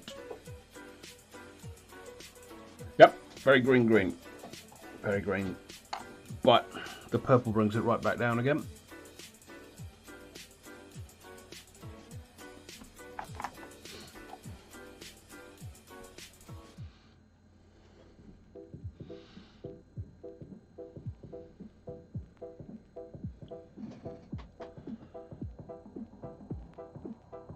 And yeah, plenty of examples of blood axes fighting alongside the Imperium or vice versa. If you can get hold of a copy of Warg the Orcs from about 1990, yeah, about 1990, there's a lot of information in there, which is probably touched upon in a lot of the codices that have been released since. But I imagine there's some information in there that hasn't been touched for various reasons, like it's been surpassed in lore or rewritten. It's all very interesting though. I got it because I remember it back in the day and it was a fun book. And it's got a lot of information on squigs. Squigs for every occasion. There are PDFs out there, which I have no compunctions about actually making use of, because Games Workshop doesn't produce the book anymore.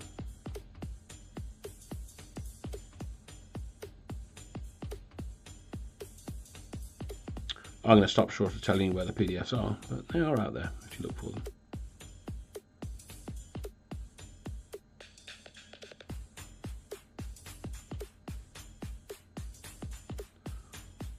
Or you could spend a couple of £100 on a second-hand copy. Choice is yours.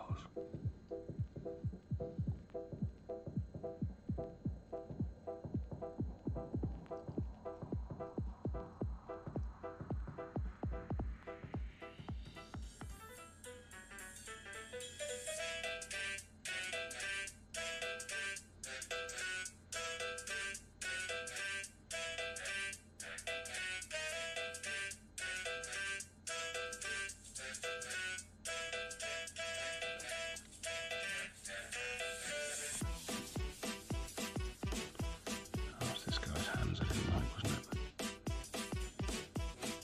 Yep.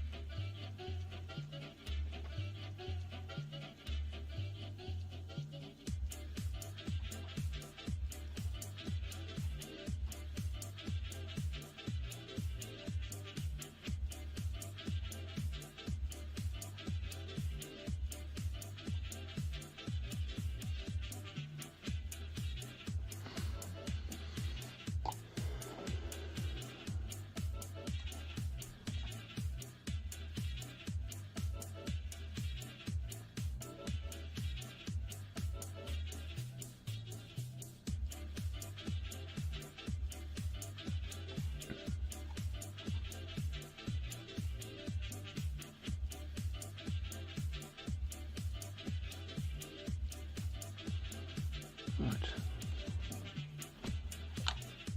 Okay then, let's get in there with some probably not Wild Rider Red. Let's go in there with some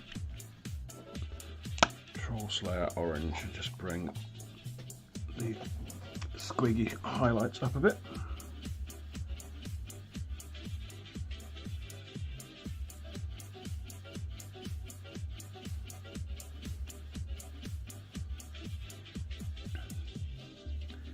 Troll Slayer Orange is a layer paint, so it is formulated for doing this kind of thing. And all I'm doing is dabbing it on the extreme raised areas just to get a bit more definition and contrast.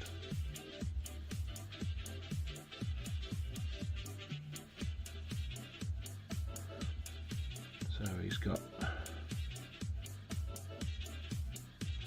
Oh gosh, this guy was supposed to have magenta spots, wasn't he? Alright, okay.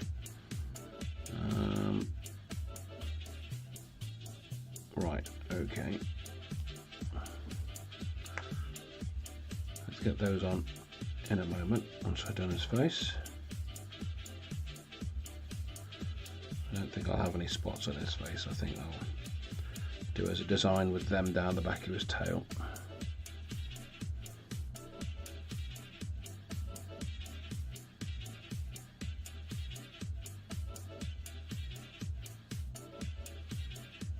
But you can see how a few dots of Troll Slayer orange is really elevating the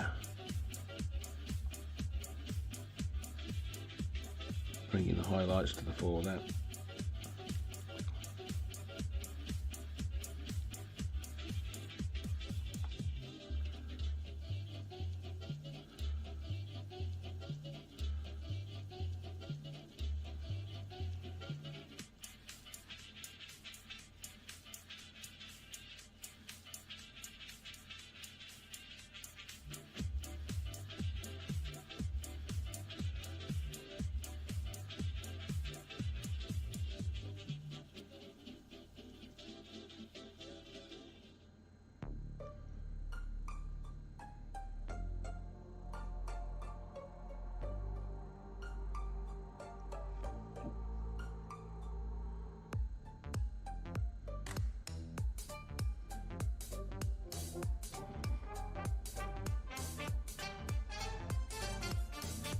A little bit of contrast goes a long way.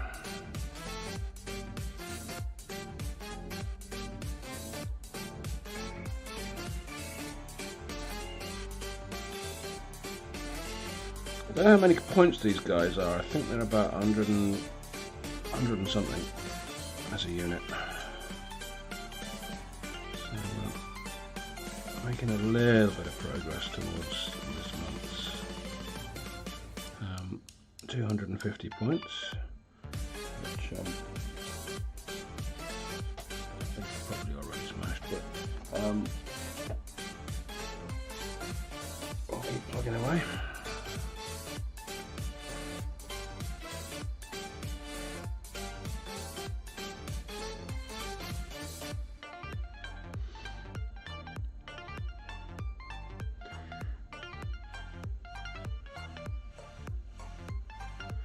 But the extra time I have in the month I can use for adding extra little bits of details and things that I wouldn't normally bother with.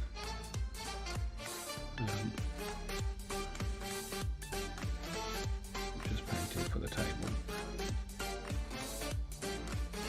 I just end up with a better quality miniature all round. And, crucially, develop new techniques. To miniatures with you in the future.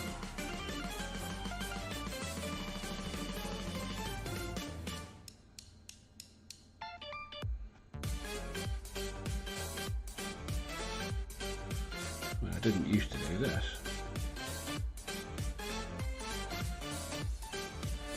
Until I started painting these goblins. And I thought,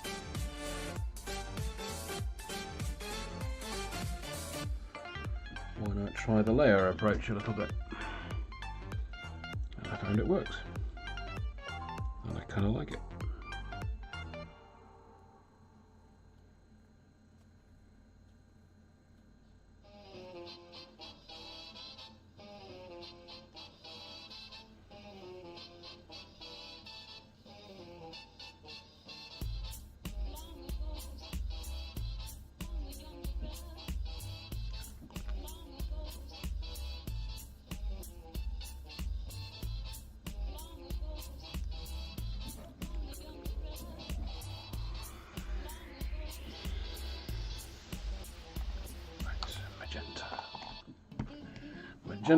Magenta.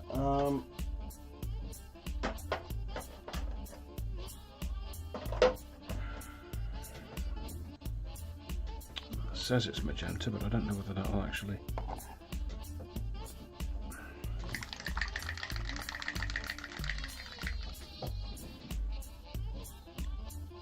This also says magenta. Yeah, that'll do. That's definitely a magenta.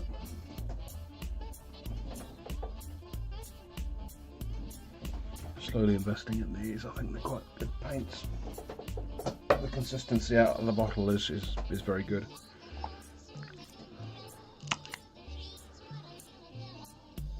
Let's get a bit of that and pop it down next to that.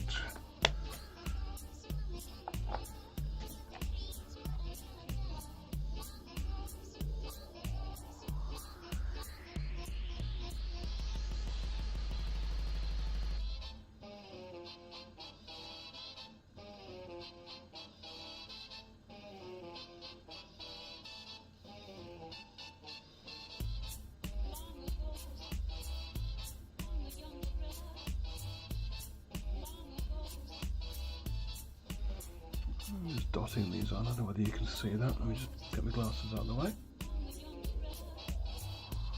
It's a bit hard to see. Am I going to try out Duncan's lines of paints?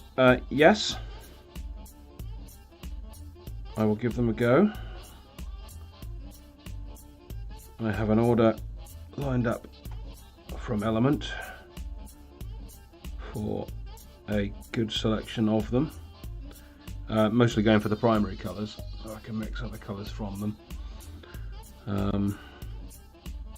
But I can't pull the trigger on them at the moment because it's January, and January is a very, very long month.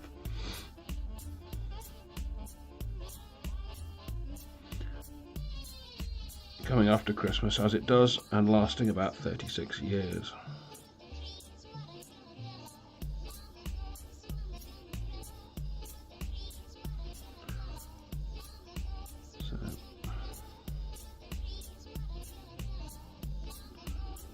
So I'm just getting some of the base colours down in Doomfire Magenta here. So there's some tiny little spots around the edges, some bigger spots towards the middle. I don't know whether you can see what's going on there.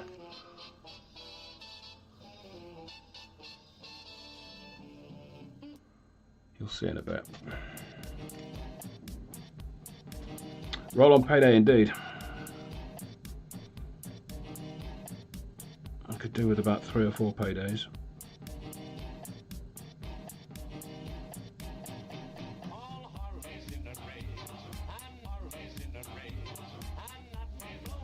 It was spots, not stripes, wasn't it? I think so.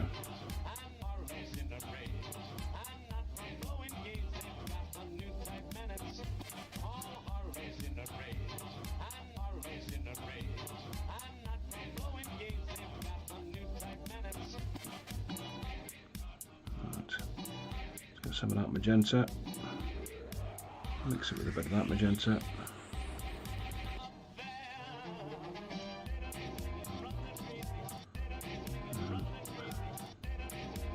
Just inside those spots there, just pop a little bit down.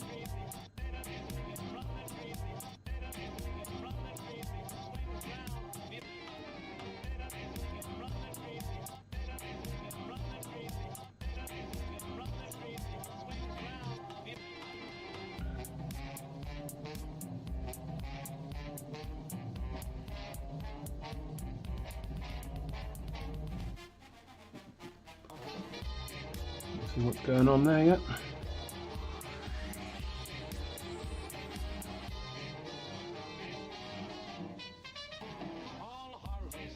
I almost did the Rolf Harris thing there, and he's very much fallen from grace. Probably best I remembered that before I did it.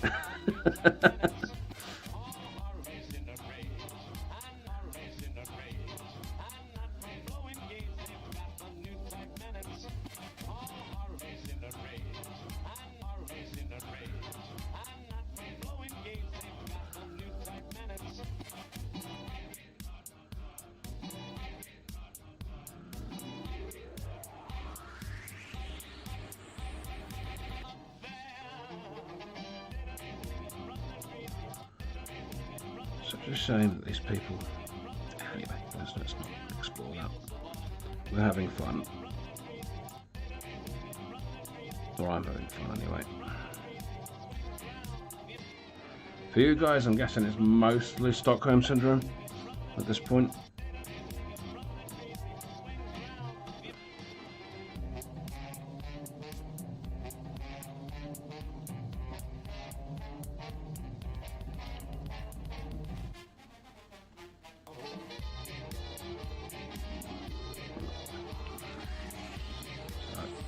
For some pure magenta, and just popping that into the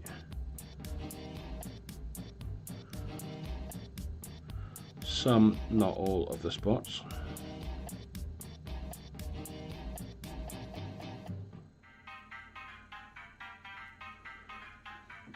So to clarify, the Doomfire Magenta was the base spots, And then I've gone in with a mix of Doomfire Magenta and Briarcrawl Magenta, just inside, so that the Doomfire Magenta is like an outline. And I'm just going in with a tiny spot in the middle of that, just to make them pop even more.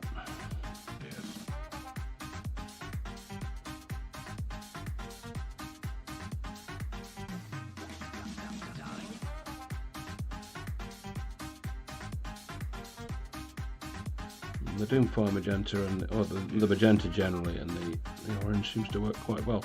It's subtle, but it's kind of cool, and it looks kind of natural looking as well. I'm okay with that. I like that.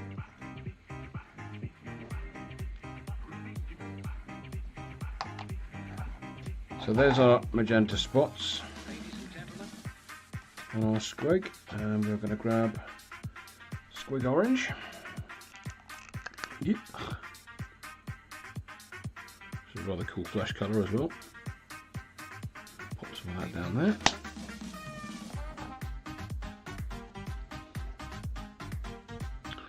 Just going to go around the mouth with this.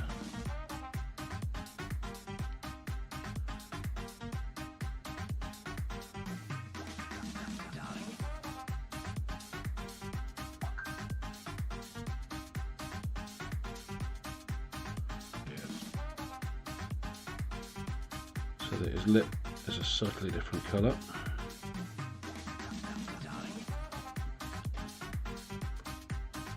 Mix in a bit of that olive skin with the squig brown, squig orange. Bring that highlight up even more.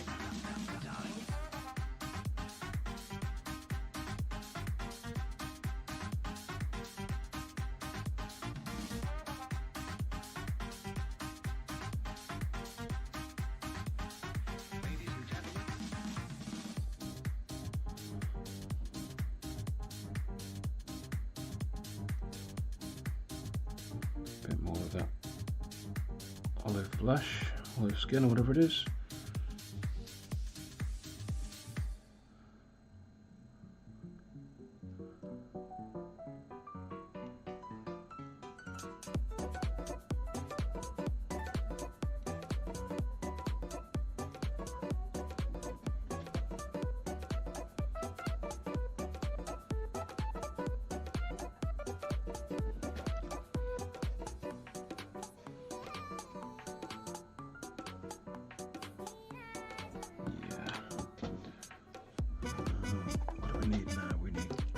Sewer. Just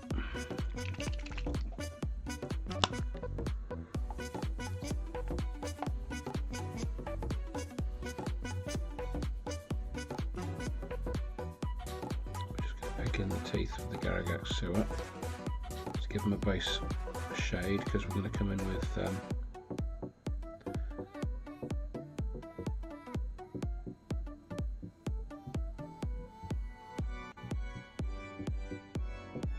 selection of browns and cream colours in a minute.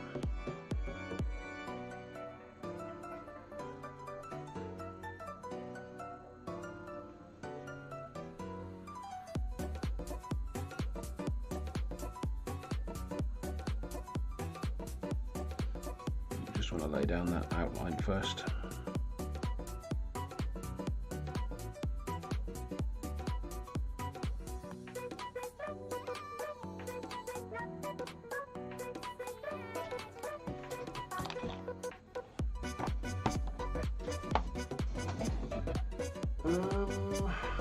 First brown is going to be pale brown. That's not what we want. Sandry dust, there we are, that's a better one. It's very toothy brown, needs a good shake though.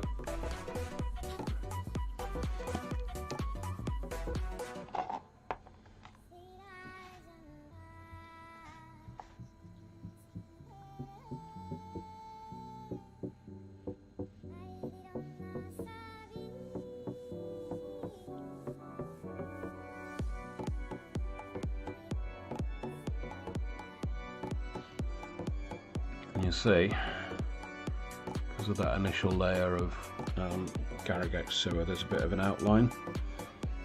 It helps to bed in and give the tooth a bit of contrast.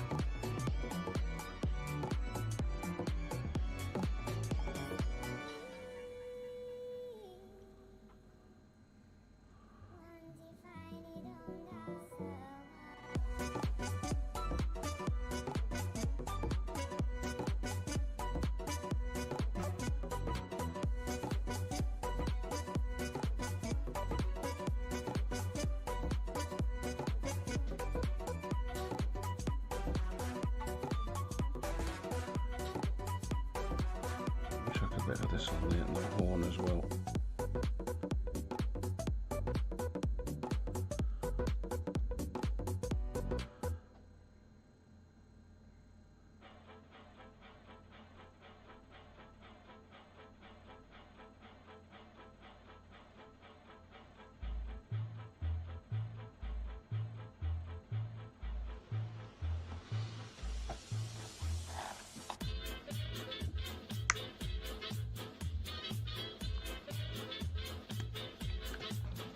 Pop a bit of that down there. Get a bit of this olive skin in there as well. And this will be the first highlight.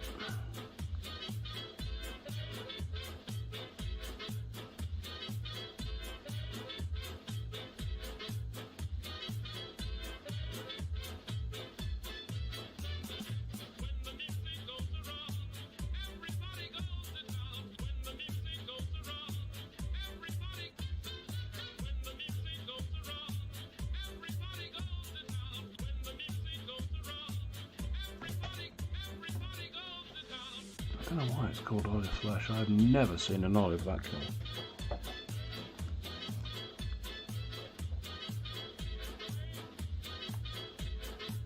Okay, pure olive flesh.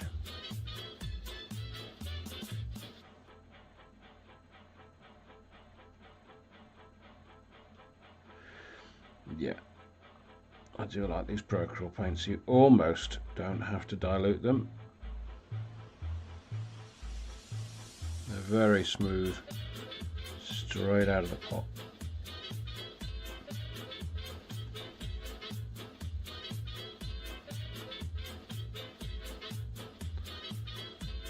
Let's get the eye put in there as well. There's a bit of that olive flesh for that.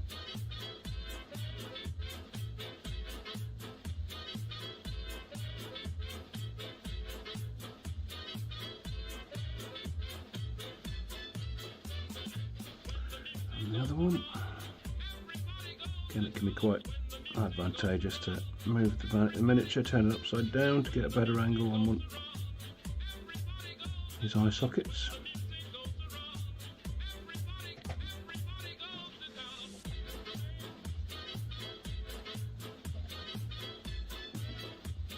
Get a bit more of that going on with the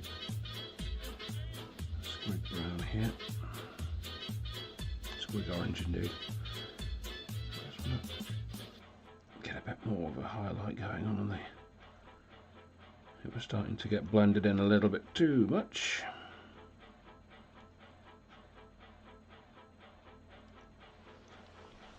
Which is another nice property of the paint. It blends in really well because it's a bit more transparent.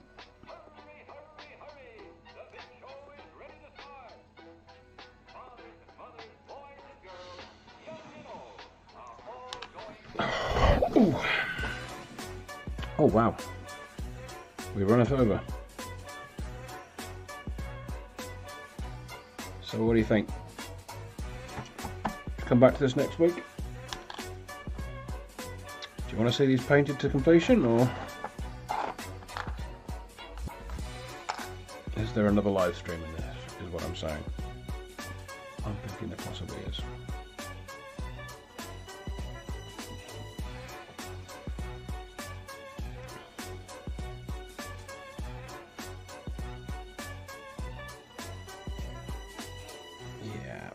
Thinking I want to get these guys complete, and I'll do it next week. I shall post some in progress pictures up on the old Instagram, but I won't do too much to these. I will put them aside and do a part 2 next week. Cool. And I will get the whole scaling issue sorted out. Although I kind of like the camera at this sort of